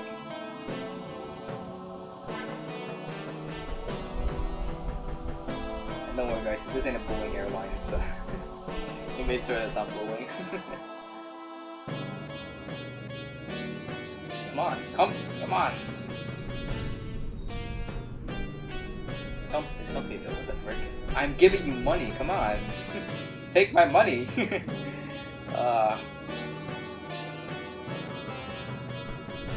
don't work. Oh, I'll try again later. Technology sucks. Especially if they don't work. I can tell firsthand because I also have an experience. I have a long winding history of technology just not working for me until I figure stuff out and work through its loopholes because, you know, I made a game and that's all you need to know about about me fighting with technology.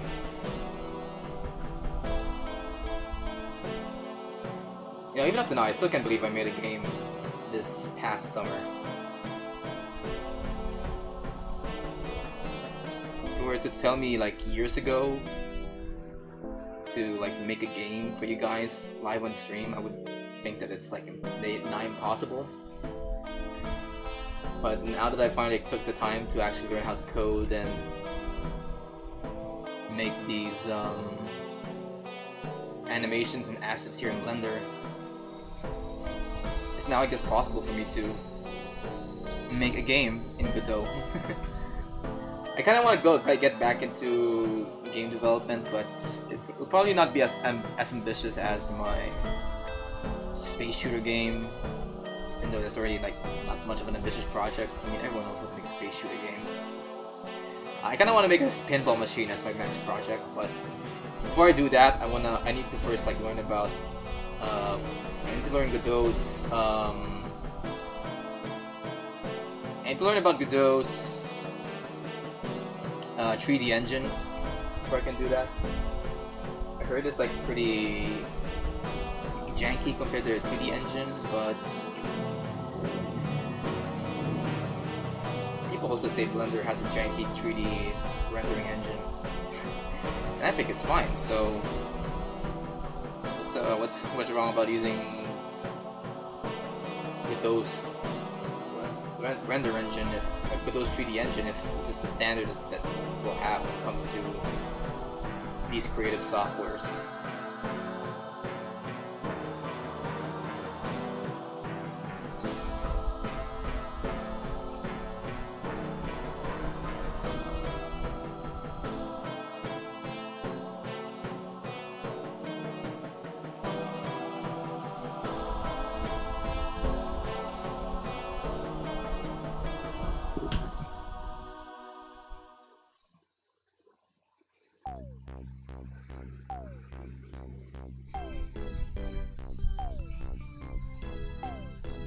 March 12th. Okay, hold on guys, now Aaron came into me. I need to now check my email on my phone. Oh god. What is this?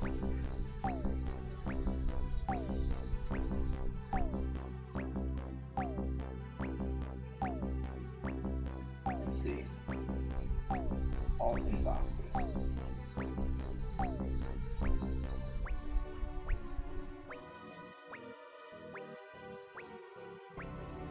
Dated what?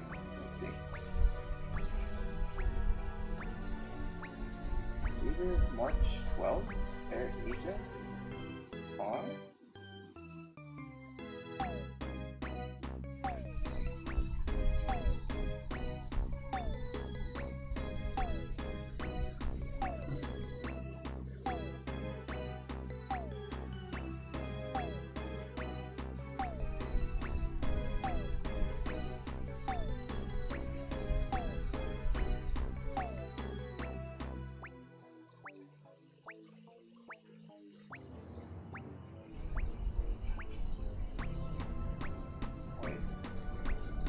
Air Asia.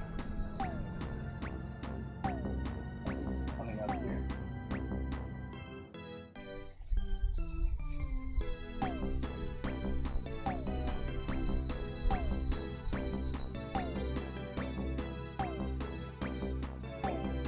What's happening?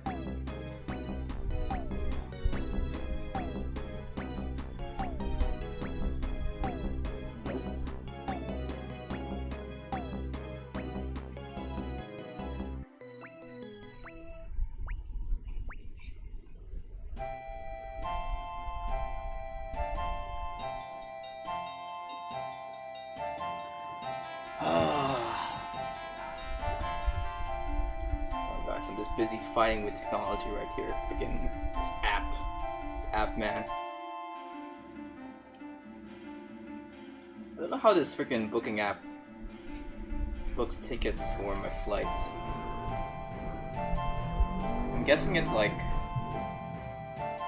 maybe it's like maybe it's scanning like the name of my email.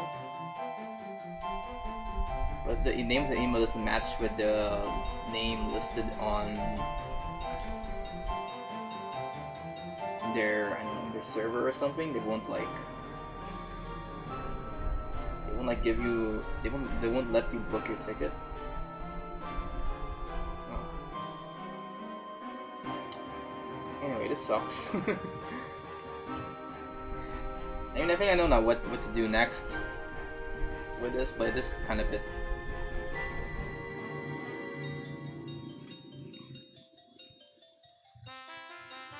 What's it called?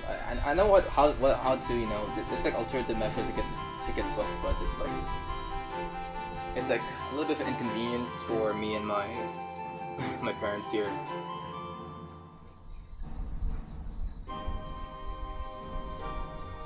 They like require us to go to the airport and book the ticket ourselves, face to face with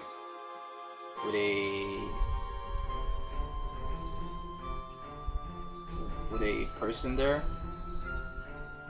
Or like, there's a lot of time to get to that place. It will probably take a lot of time.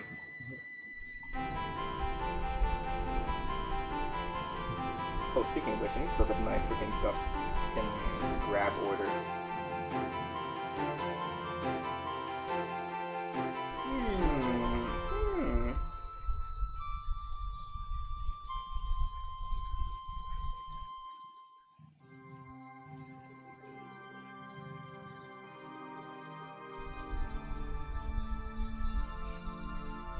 There we go. Open. Alright, come on, come on. Hey, we found a driver to pick up our food. No, there's nothing yet in terms of where the driver is on the map.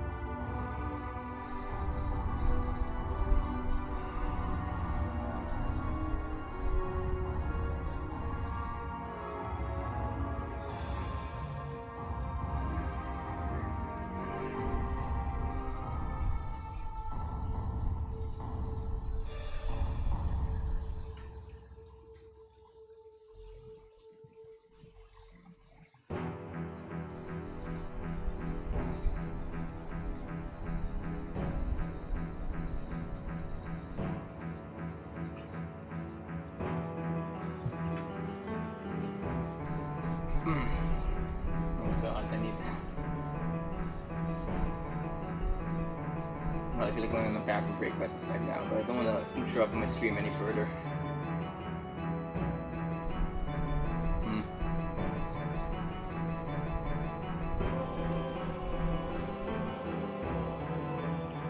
I've wasted so much time now.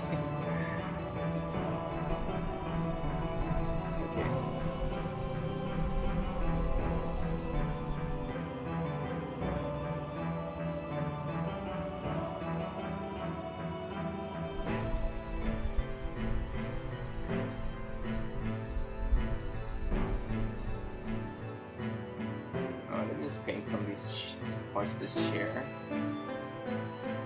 Okay. Alright, what else can we talk about? Since nothing is really happening on screen right now.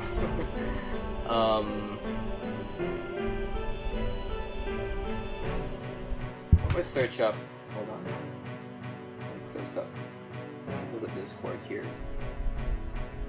Let me open up an incognito window here. I want to search up some conversation starters. Generator? Random topic. Yeah, there we go. Random topic generator. Maybe, for anyone? Couples? Family? Essays? So I'm in the site called capitalizemytitle.com, and they have this random topic generator over here. Let's see. Time freezes for everyone but you for one day. What do you do? Wow, this. You're telling me what would happen if I become Dio for one day? You know, that kind of reminds me of that like one Simpsons video I found on YouTube, where it's just a clip of an episode wherein Bart and I say Barge, Bart and when Bart and Milhouse suddenly got this watch that gave them the ability to stop time. And they stopped time for like about a day, and they were about to like resume time, and all of a sudden the watch broke. So to make up for this little inconvenience, they decided they had to fix up this watch. And while everyone was like, you know, still staying still in their own same age, Bart and Milhouse were like getting older by the day because time is still moving forward for them. And when they finally fixed up the watch, they noticed that they were much older compared to the rest of the people that they're in. So I'm like, wow, freaking time stop would be a pretty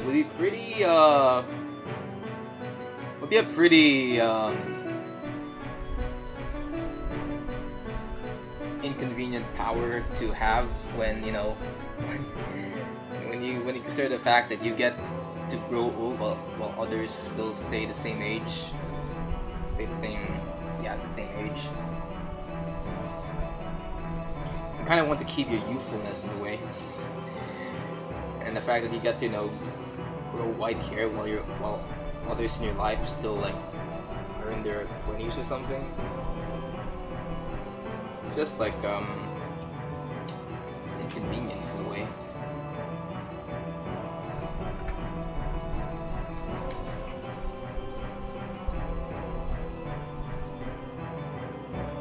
I guess that's a plot for Click, right? That one Adam Sandler movie that I barely remember because I've only like seen my family watch it on Netflix. But when I see them watch Adam Sandler on Netflix, it's just kind of just walk away because I know it's an Adam Sandler movie, and Adam Sandler movies are never really that funny to begin with. Unless maybe 50 First Dates, that's like I guess my favorite Adam Sandler movie.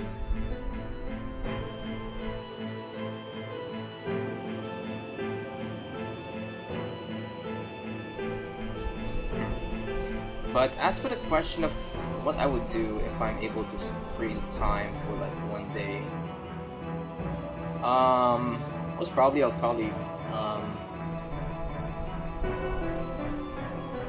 probably just, you know, work on some assignments. I mean, you can't like, most probably if I have like this much free time, I would stream, but if I stream, no one's gonna watch it because time has stopped.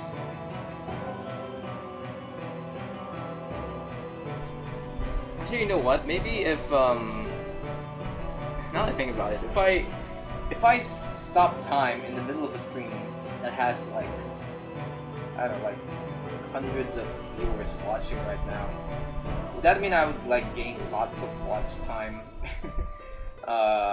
for that like one live stream? Because you know time will only stop for like 1 day. So if people are like tuned, like let's just say like I don't know, like 100 of you guys came in to like my stream. If I'd stop time in the middle of it and I let that stream go go through for like one day, I get like multiple hours worth of watch time for like one freaking live stream. That's freaking satisfying. But jokes aside, I think if I were to like stop time, I think I would just spend time studying, I guess. I don't know. Or maybe I'll go to YouTube and spend time looking up some game development tutorials on Godot, because I'm also a big fan of that. Yeah, if I have spare time, I would just spend time, you know, practice honing my skills on things I want to get better at, like game development or dentistry or 3D modeling in Blender.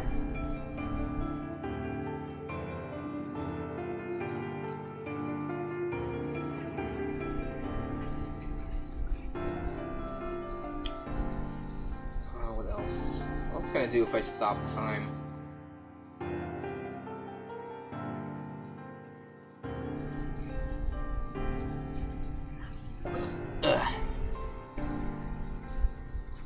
Like a lot of dubious things you can do if you just stop time. I mean, you just look at Dio. Dio can do whatever the frick he wants if he, like, by just stopping time for 3 seconds. What would you do if you? What would you do if he's like stop time for like 1 day or something?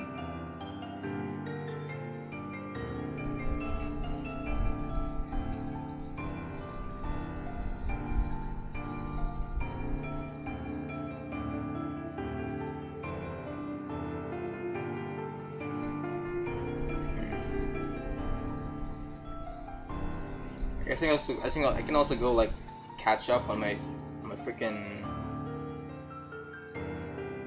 some freaking Netflix series or something.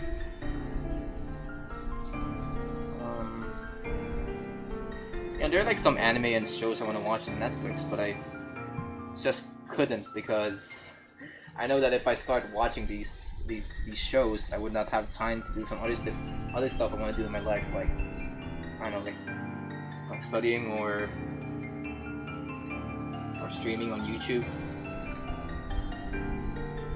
So I don't like normally like spend my time binge watching stuff, unless it's YouTube though. Because I don't know why. I just kind of conditioned my mind to just like watching YouTube videos compared to like Netflix shows that are of a higher quality. And also because, you know, with Netflix shows, you never know whether the quality of a show is good or not. Compared to like YouTube, you get like, I already have like a list of creators that I have in mind to watch, and their quality are already like consistent enough for me to stick around with them for the long run. So YouTube has like, this is much more convenient for me as a consumer compared to like Netflix.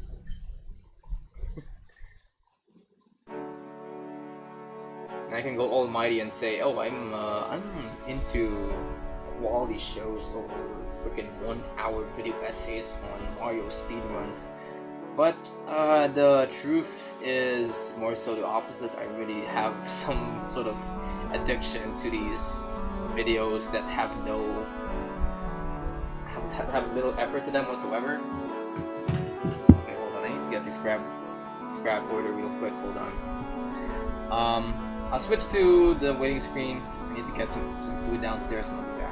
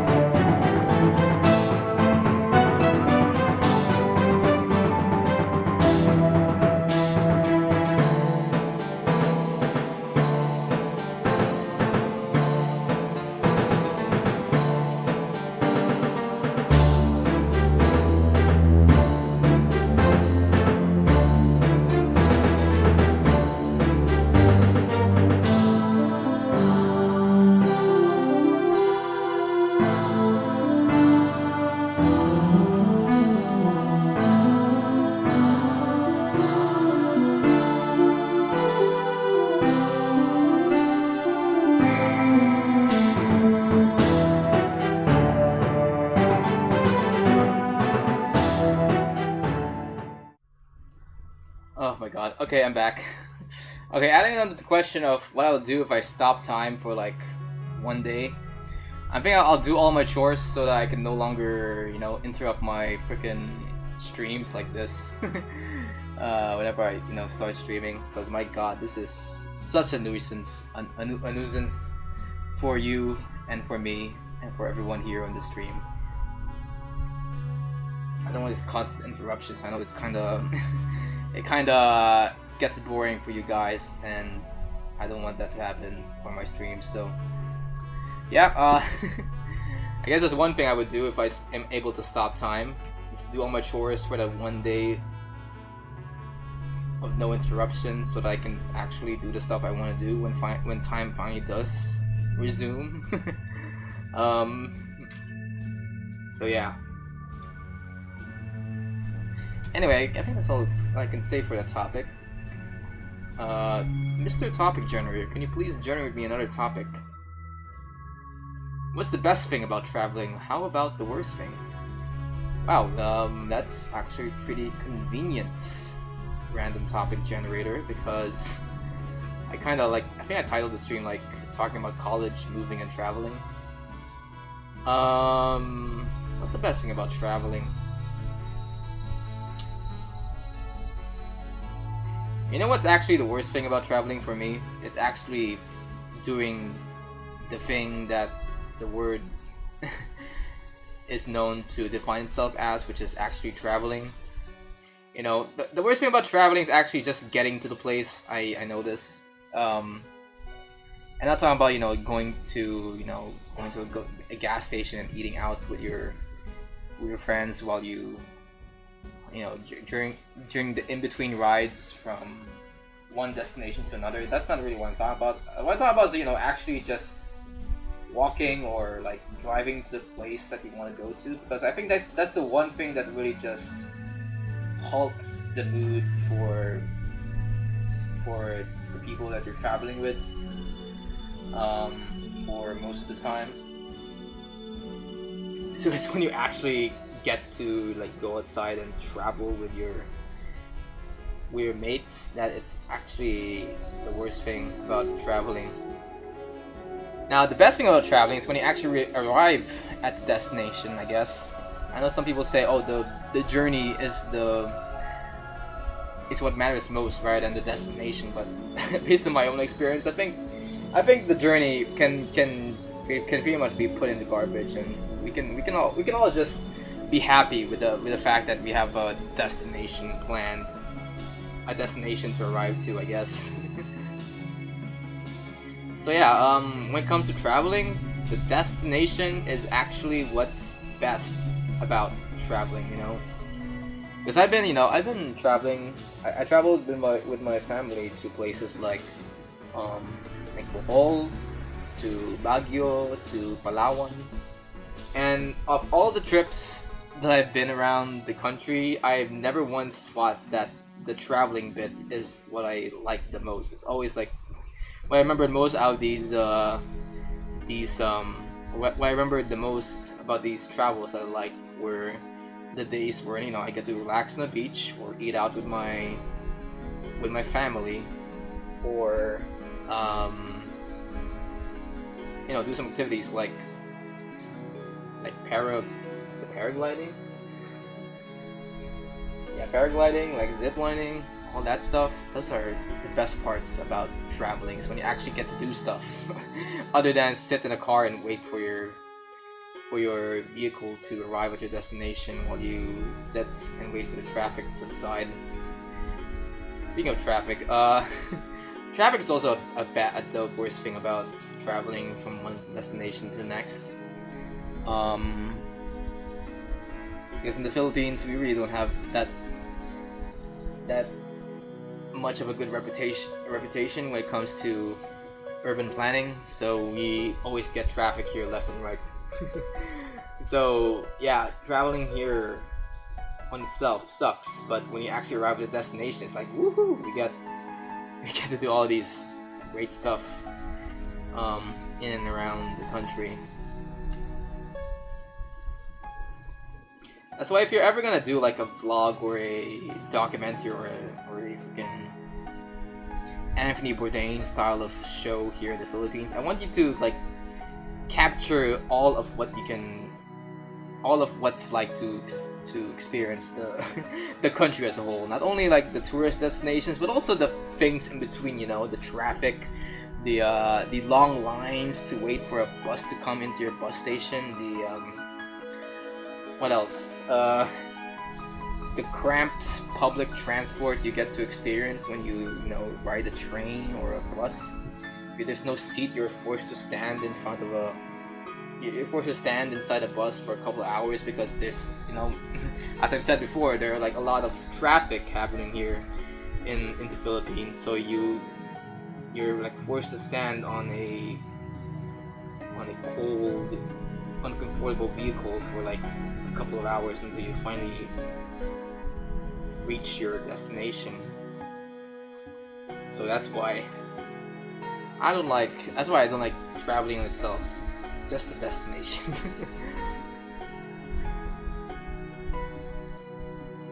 I mean, I kind of get why people say the journey is the thing to look forward to than the destination, or that the journey is the destination. That's only if you're like not doing any mindless tasks, if you're actually like engaging on the journey itself. But the problem with traveling here in the Philippines is that you don't really engage at all when you travel. You only get to sit and wait for your bus to arrive at your destination, or your train, or your tricycle, as you go through loads of traffic and all, and that's just not fun. that's not the way we enjoy the journey. You can enjoy the journey if you get to engage with it one-on-one instead of just waiting in the seat, a cold-hard seat of a public vehicle. So yeah. As for the best parts, I think to me the best parts of traveling is when you actually get to eat some food. Even if it's some food that you've already like eaten before, you just can't help but enjoy the food here around in the Philippines. Like even some fried fish after a long journey would always be like a highlight for me here whenever I travel from one province to another.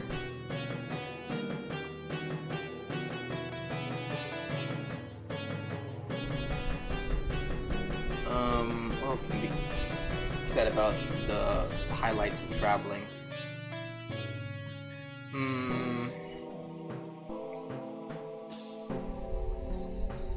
Yeah, I guess food. I guess when I go out to travel, I'm just looking forward to the food. Food is just everyone's, I know, what everyone likes whenever they travel. It's food. People say, oh, you go traveling just to see the culture or the shops near the place, but for me it's food. It's just food. So yeah, so what I would say about traveling. Let's get another random topic here. What was the last book you read? What was the last book I read? Gotta say that I kind of forgot. Oh wait, no, I already knew. It's I think it's Everything is Effed by Mark Manson. That I think it was the last book I've read. Because during the last stages of my book binging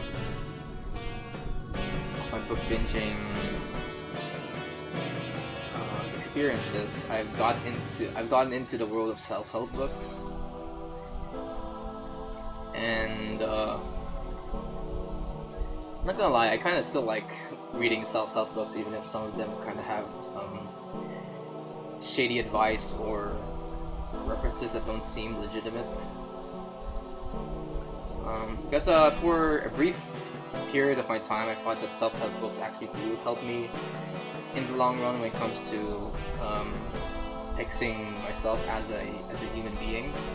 But as I look into how people react to these books, I came to realize that some of them do suffer from explaining some pseudoscience or facts that are not really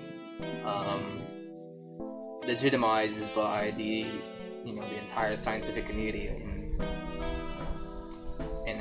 from psychology to even businesses. Like people, like if you give an expert some of these self-help books, they would scoff at you and say, "Oh, that's not true." Like for example, this book that you probably have heard of, like Rich Dad Poor Dad. That was written by a person that pretty much just lied about his entire business for the past couple of years. I heard that.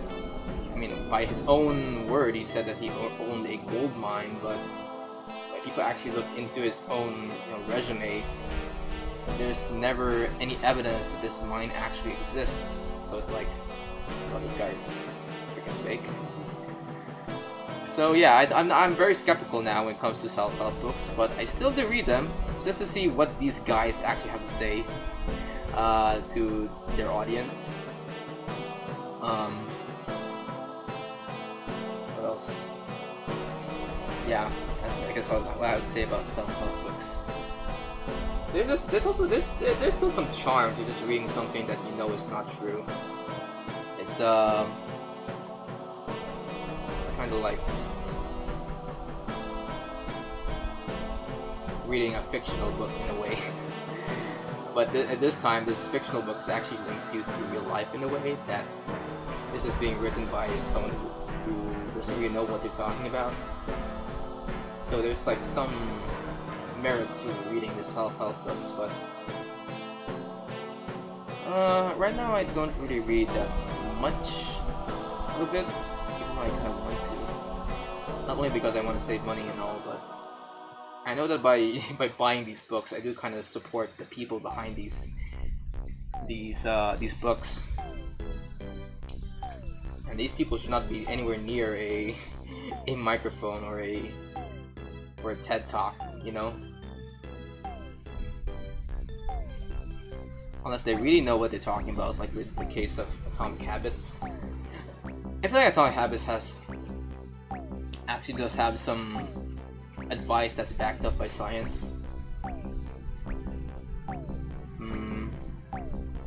Like with writers like Mark Manson, or who else is there? Kobayashi? Who's the guy who wrote Rich Dad Poor Dad? It's like Mr. Kobayashi, right? Yeah, those are the people that I guess I don't follow anymore. Now that I know that. Not that I know how self-help works as an industry. I mean, with Mark Manson, there's no controversy behind his name, but I still kind of feel skeptical about what he writes, considering that it's more so his books are more so like an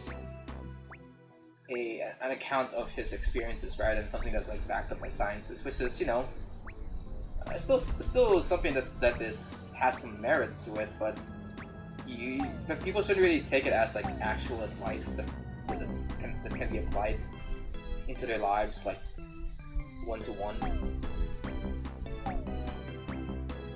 So that's why I kinda am skeptical of Mark Manson in a way, even though I don't really see him as a bad person. He just kinda doesn't. I just think that his teachings are still like up to debate in a way.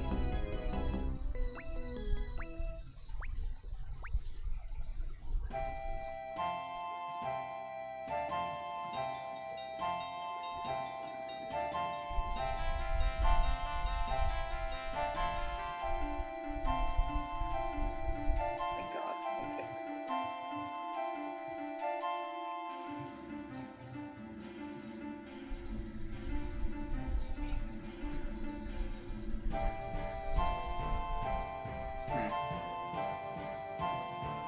Yeah, I guess that was my last book that I've ever read.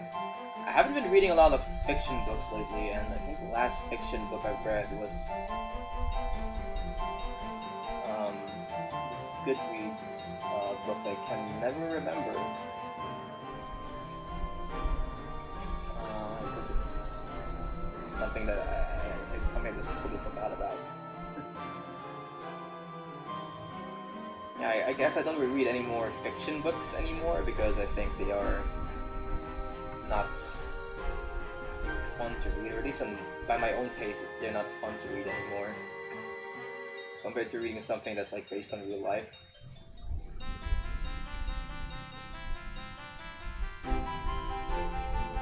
Which I think still holds some merit. I mean, people seem to, I don't know, idolize people who read fictional books rather than, people seem to just don't really think that non-fiction books that is actually a real art form to succumb yourself over. But like, you know, fictional books are still books at the end of the day. It still gives you the same good chemicals that your brain produces as non-fiction, as fiction books. So, you know, maybe people should, you know, start idolizing people or idolizing the activity of reading non-fiction books, because they're still good books at the end of the day, and it's never a bad thing that you indulge yourself in with what's happening in real life.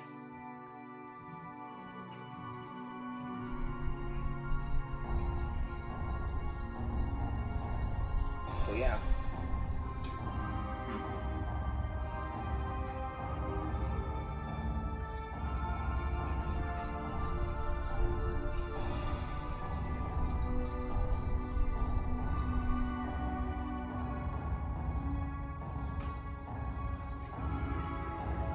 Although I must say though, if I ever catch someone reading a Guinness Book of World Records in public, I think I'll raise an eyebrow at you if you have that kind of book. Like, oh my god.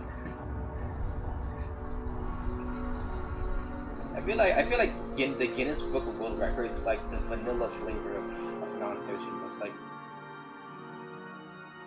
I see every time I go to a book fair or a bookstore, you know, they would always like put the Guinness Book of World Records as a front piece as to what represents, like, I guess, the non-fictional side of things. And it's like, oh my god, this is the. I mean, I kind of like reading books that are just made up of facts and all, or of people just retelling stuff that happened to them. Like with the Guinness Book of World Records. But I'm like, come on, this is. I feel like you have such a boring taste if you're buying the Guinness Book of World Records as part of your, you know, reading collection.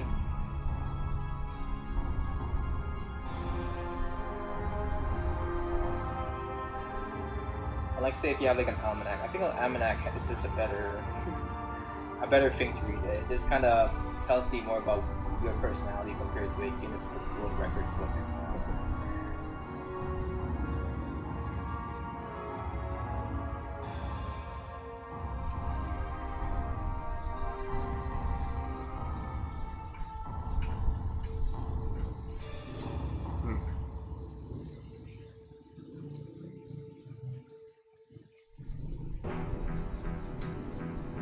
Speaking of almanacs, you guys should probably also read. You guys should also try to read an almanac every now and then, because I think almanacs are like my first ever exposure to non-fictional books on my part. Because I remember going to this little store in Samoa that was under like a place there called the Discovery Zone. And it's not there anymore, which I think is sad to see, because the Discovery Zone in Samoa was like a little mini museum within Samoa, and I find it heartbreaking when they closed it down like some years ago. But anyway, under this Discovery Zone was this little like shop that has all of these little gifts and trinkets that you can buy that are pretty much just food for your brain, like puzzles or miniature Lego pieces that when you combine them all together, you get like a fossilized version of a T-Rex. Those are like some of the things I can buy in the store, but whenever I visit the store, I always want to go for the Times Almanac of that year or something. Because I was like a big fan of the Back to the Future trilogy back when I was little. I mean, this was like the 2000s. But my mom and my dad would sometimes expose me to some of the old movies they used to watch when they were kids. And when I watched Back to the Future 2 and saw Marty like buy this 2015 almanac, I thought to myself, oh wow, I'm gonna try and get an almanac for myself. So, what's it like? Well, you know, like a book of facts? That's pretty fun to buy. So I think my first ever almanac was the Times Almanac 2008, I think. And keep in mind that this was already like 2010. So I'm buying like an old version of the Times Almanac, but even if it's like an old past version of an almanac by Time, you still get all these nice facts that you don't normally see if you if you're just like a kid in the 2010s. Like, you know, you get to see what other people are watching in around the world, like some movie facts, and there are even like some facts about the countries around the world.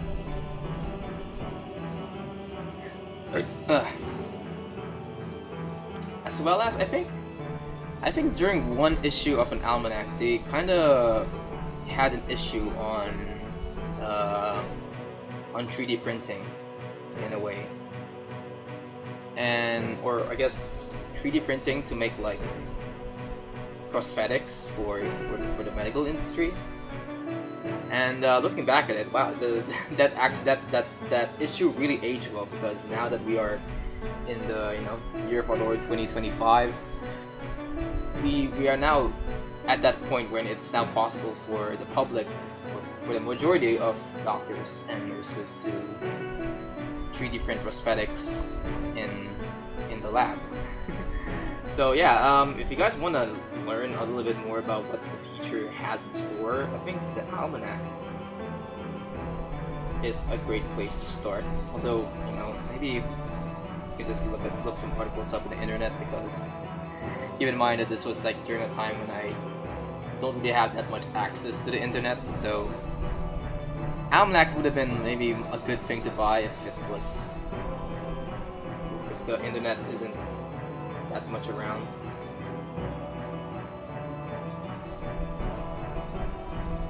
Almanacs are a fascinating thing to read, and they always present it to you with lots of pictures and graphics. I don't know why, but for some reason when I buy a Times Almanac, the first thing that you see in the cover is them telling you that, hey, they have like 600 plus pictures more than the last almanac, or 700 pictures more than last year's almanac. It's like they know that this is to be marketed by kids in a way, so they advertise the fact that, hey, there's gonna be more pictures here than before, and you're gonna love it. So hey, I'm not complaining. I kind of like the fact that they kind of show you what they talk about in these almanacs, and it never feels like it's a thing that's made for kids. There's always something that both kids and adults can enjoy out of these almanacs that you see in the bookstore. So yeah, go buy an almanac, guys. It's like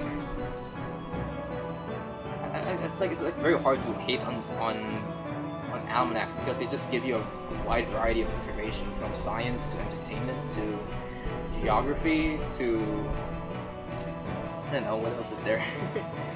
Like it's always chock full of facts when you buy an almanac. So Why you should probably buy an almanac.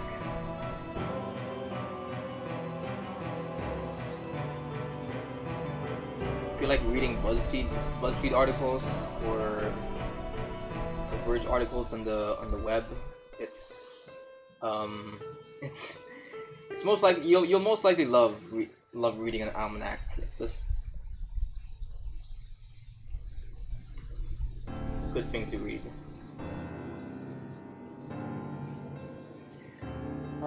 Okay.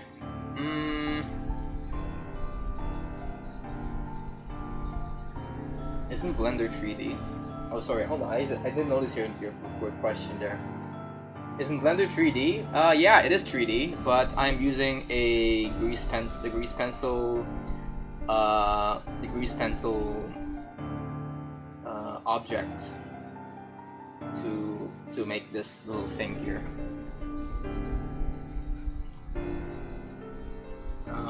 I think you guys already know that like Blender has this thing called grease pencil, right, where you can make stuff in 2D in a 3D space. I mean, it's the reason why we have like films like Into the Spider-Verse and Across the Spider-Verse, because of these tools like grease pencil and toon shaders. So yeah, I am using grease pencil right now.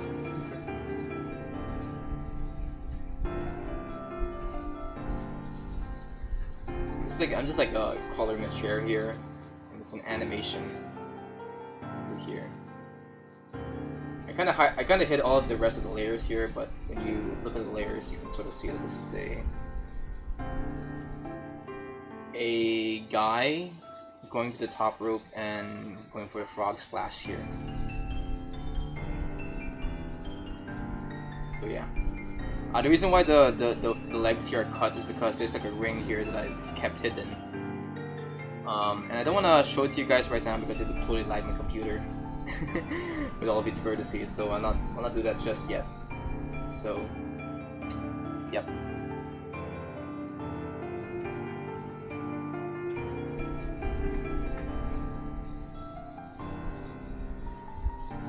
Okay.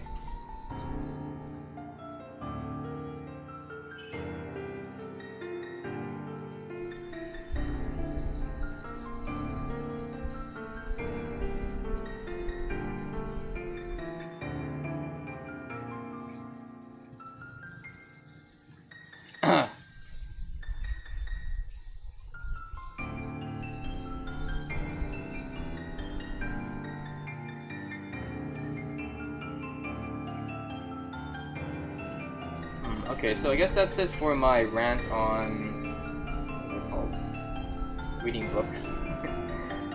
Alright, let's bring back to the random topic generator here.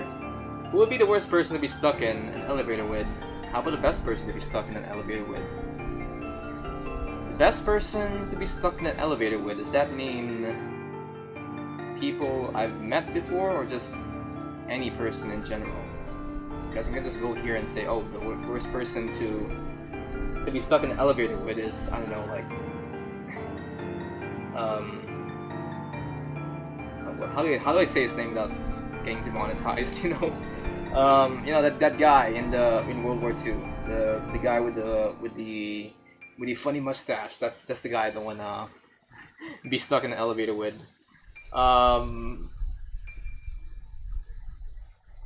As for people I met before, who I don't want to be stuck in an elevator with?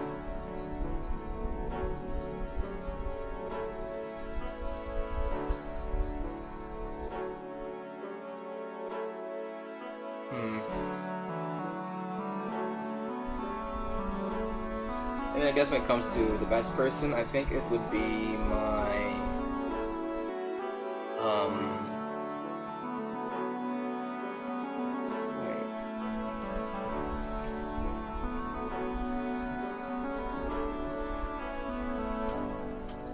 I guess my mom. My mom would be like the best person to be stuck in an elevator with. That's I feel like she would be like level-headed whenever, if ever we'll ever be stuck in an elevator together, I guess. I'm not sure. I feel the worst person. I think that would be I think it would be my dad. My dad would be like the worst person that I would be stuck in an elevator with. That would be stuck in an elevator with me. Because unlike my mom, my dad is kind of like oh, it's a very emotional person, I would say, because I mean, you know, she would my dad would get angry out of like the most simplest of things. And that's why I don't really want to be stuck in an elevator with him.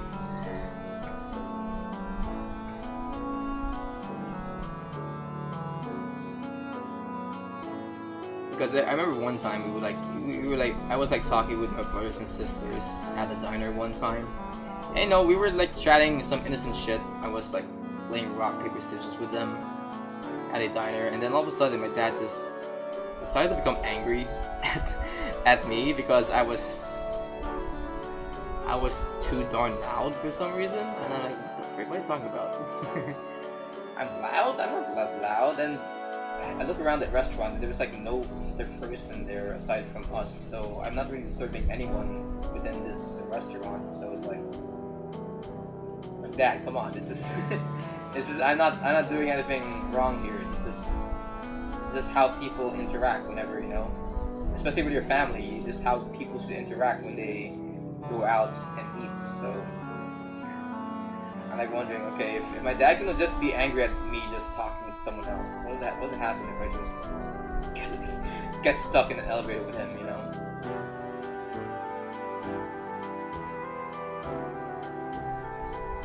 And don't get me wrong, I kind of like my dad, but those little quirks are just something that just annoy me sometimes with him. So that's why I think my dad would be the worst person to be stuck in an elevator with.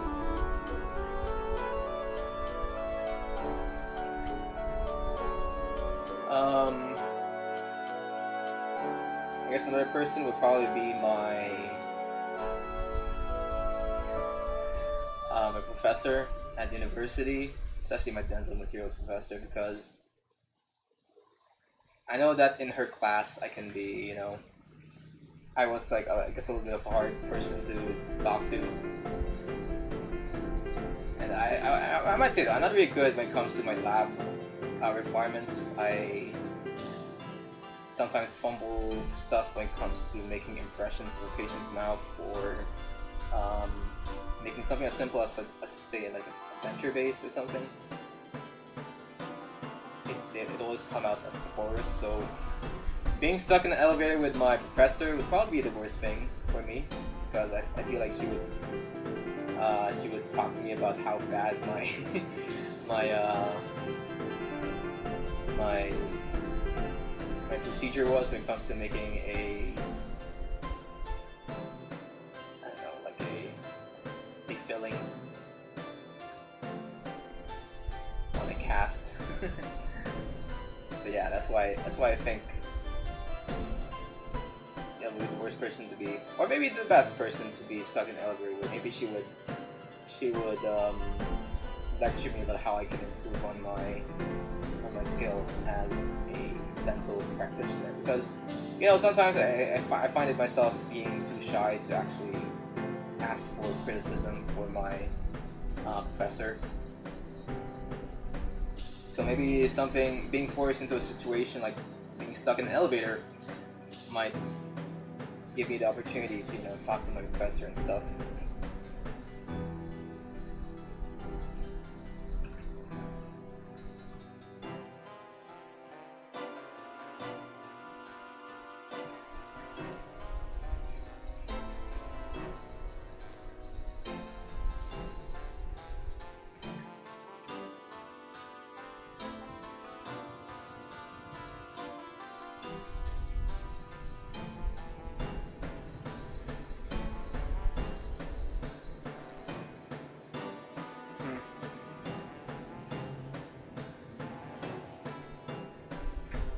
Okay, let's try to extend this question to what if I have like the choice to be stuck with any person that's living right now in this present day. Let's see. If I were, what's the best person? Who's the best person that I want to be stuck with an elevator with? Oh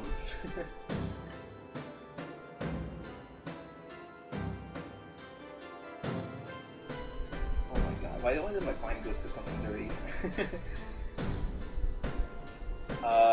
No. I think if I'm gonna be stuck with an elevator with someone, probably someone like. I'm about to say I'm about to say YouTuber, but then again, do I really want to meet my heroes if I'm ever gonna be stuck in an elevator? If I'm ever gonna be stuck in an elevator with them, I can imagine like if I meet like, I don't know, someone like Tom Scott in an elevator. I think the whole experience with him would be ruined if I get to know him a little bit more as a person, compared to if I just just keep my distance with him as a viewer of his videos.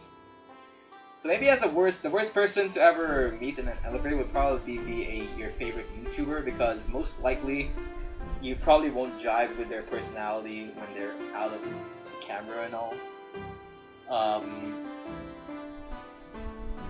So yeah, that's probably the worst person to meet and to be stuck in an elevator with. As for the best person,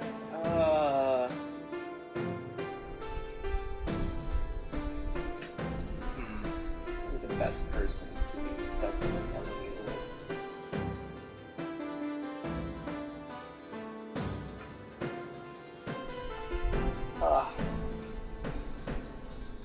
It's like a good person that I don't know, or a person I don't know that probably would most likely be like a good person to talk to while being stuck in an elevator with.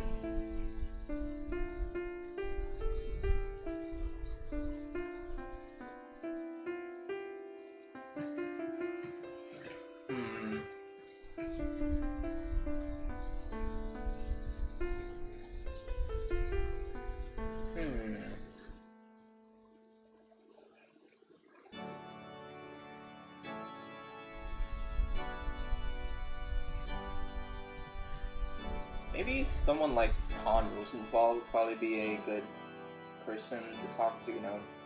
The founder of Blender, the guy who created Blender during its Neo Geo era. That would probably be a person I want to be stuck in an elevator with. Even if I find him to be a bad guy in some way or another, while I talk to him in the elevator, I can at least be, I can at least try to sort of start a conversation with him as to how he was able to make Blender free as an application here on the internet. It would be a fun person to talk to, aside from the don't ever meet your heroes sort of advice. I know that I know that I can at least be interested with Ton Rosenthal as a person who might have a conversation with. You might have a conversation with in regards to how Blender became like a product, And then I guess when we're talking about like people that might have interesting conversations with, I would think maybe I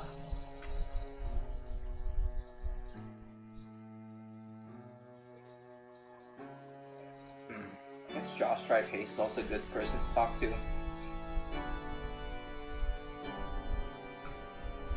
Because even if he doesn't really have the high bar that Ton Rosenthal has, he does kind of have like he has this sort of background in theater play, and just he has like some good opinions on games and stuff that I kind of wanna, I can't help but listen to every now and then. So yeah, Josh Drive-Hayes, freaking Ton Rosenthal, who else?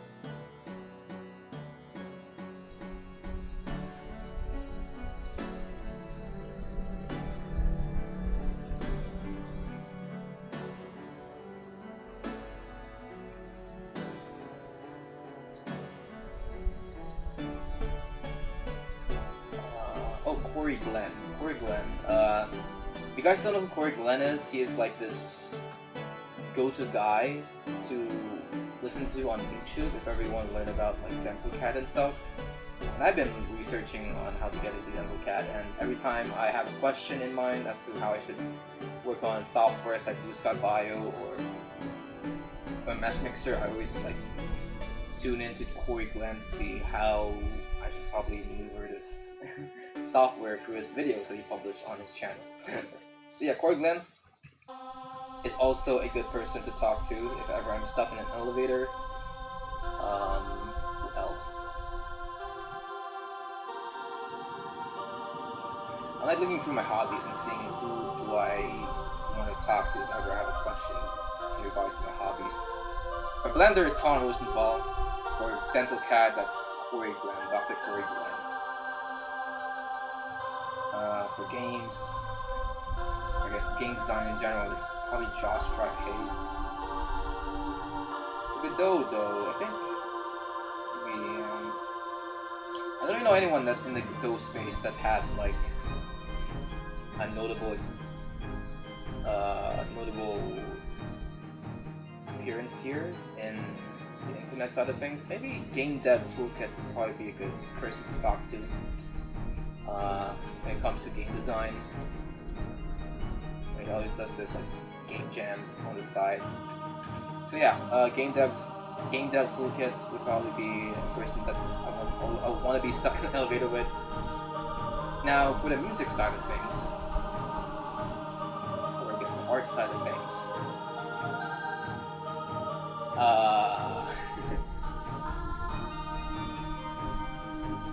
Mark Brunette maybe, or Anthony, who's the guy? Anthony Pentola? Yeah, I think, or no, the dudes, yeah, the dudes. I thought the dudes is a channel that inspired me to make Grease Pencil stuff. Yeah, the dudes, and Pentola?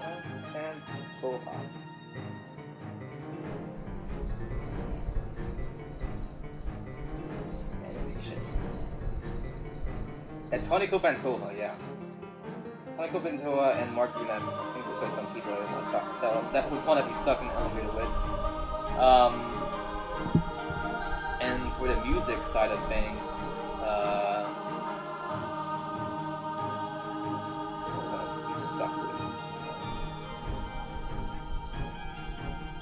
don't really see any. I don't have any notable DAW music producers in mind.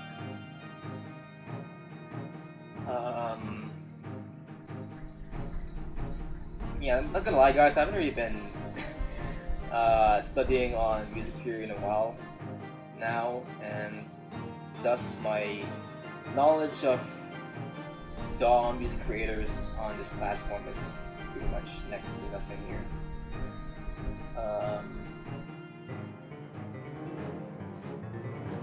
Maybe Friedrich Habitler. He's like the guy who made like these Steel Ball Run fan OSTs.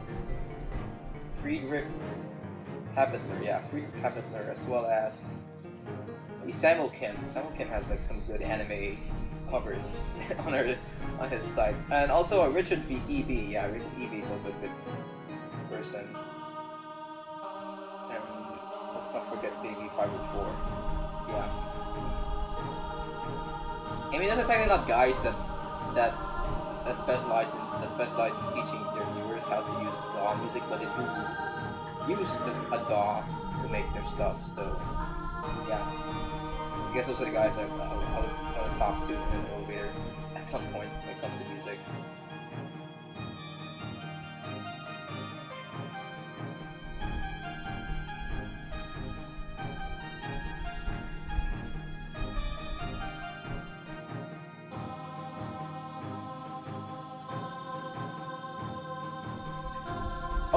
Wait, I didn't forget. Yeah, I also want to try to be stuck in an elevator with Adam Young, you know, the lead singer of freaking Owl City. Because I'm not gonna lie, guys, I've been in the binge watch of listening through Owl City's discography from Ocean Eyes to Midsummer Station to Cinematic to what's it called again? The one that one album with Rainbow Veins. I've been listening to those albums in my pastime, and none of them ever like disappointed me in any way. So yeah, those are like, if I'm ever gonna be stuck in an elevator with someone that may be into, you know, the music side of things, it's probably gonna be Adam Young from Owl City. Owl City is just the GOAT when it comes to things I kinda like in music. People say that his music falls under the genre of city pop. Not city pop, hyper pop. Which is this more expressive version of what pop music should be.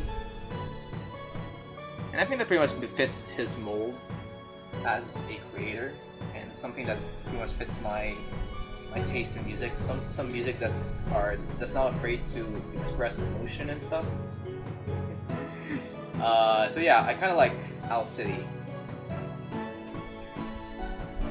because not only this genre of music fits my taste, but it also has a kind of a unique identity as a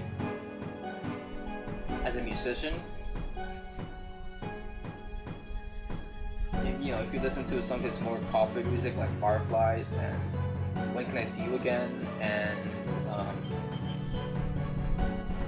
guess Soul Power Room is also good, and also Rainbow Veins. You can sort of see that he has this sort of, he likes to play around with these I would say it's like pixelated VSTs when you listen to his music. You know, like from that beats in the start of Fireflies when you go.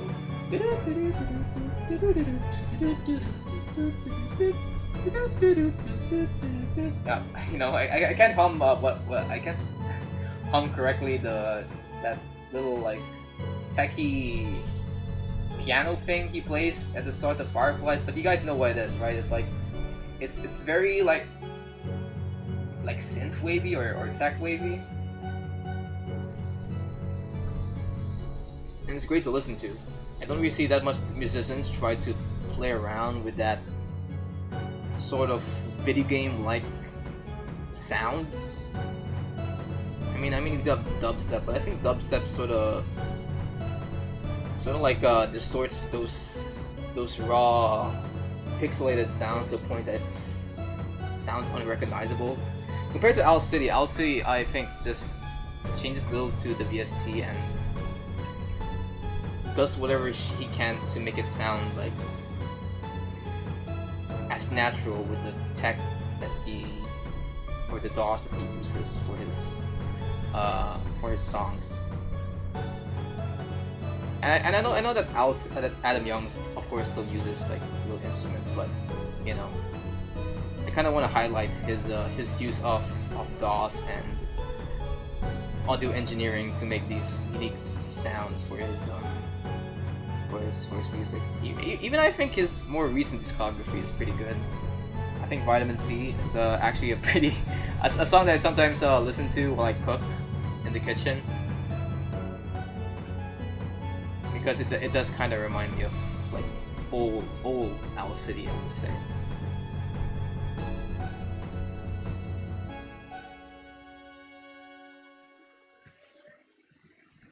Okay, we're almost done with painting these chairs, so when we're done with that, we will probably end the stream, I guess. But before that, we'll look at the final result here.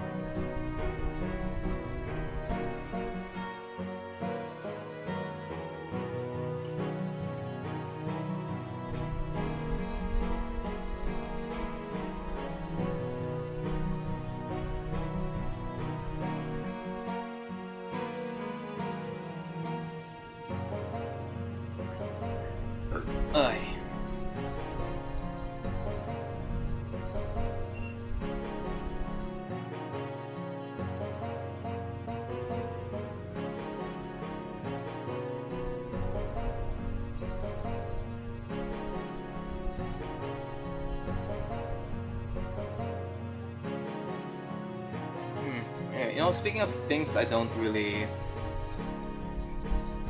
Speaking of talking to people, when I add the fact that I haven't really been using Twitter this past few weeks now. Because the reason why I haven't been using Twitter this past few weeks is because I recently, you know, lost my phone. And my phone was like the only way for me to like verify my my accounts for if ever I want to sign up to a different device. And even if Twitter is still like I guess present on my computer, you know, I still kind of am not always present in my computer, and I always have to use my phone to look at social media. And my new phone cannot access my Twitter account because I lost the verification number to for the device to verify that hey, it's me, Twitter. So I haven't really been interacting on Twitter that often nowadays.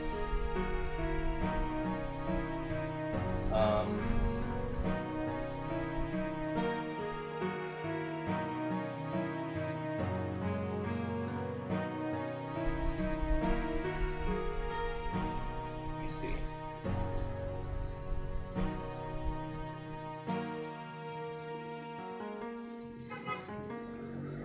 But now that I've actually, you know, stepped away from Twitter, I was like planning to like maybe try to make a different account to make, you know, my own Twitter, to make a Twitter account that's compatible with my new device that I'm using, which is my new phone. But then I think about it for a bit, and I'm like, Morgan, why do I need to, you know? I think to myself, I thought to myself, hey, why do I need a freaking Twitter page now? You know, because I know I don't have a huge following on Twitter. I don't post art there because, you know, whatever I post there is going to be fed onto rocks, you know, AI. And you know, I only use Twitter to like make some announcements and stuff, which people don't normally see. I can just instead use the Communities tab to make all that stuff. So why do we need a Twitter account? So I haven't really been using Twitter that much these past few days, and I think I don't regret that at all. I don't really have any use for Twitter anymore. Maybe I'll use Twitter once again if I don't know, maybe if I want to interact or collab with people at some point in the future, but for now, that's not really something I want to do. So, with that being said, let's go see how this animation looks now. Let me pull up Buckback Stadium. So, this is how the animation looks right now. It's going for the Swanton dive here, and that's how it looks. I might have to extend this animation a little bit just to add a quick animation of the referee sliding towards them to go for the free count, and then we'll be done with this complicated scene. So with that being said, thank you guys so much for watching. If you guys like what you see, be sure to like and subscribe. I'm gonna go ahead now and eat my dinner, which is just chicken barbecue and pork barbecue with some Java rice. I know that's a little bit weird flex, but it's, you know, it's a pretty good meal, I must say. So yeah, I'm gonna go ahead now, guys. Now go read a book. Bye bye.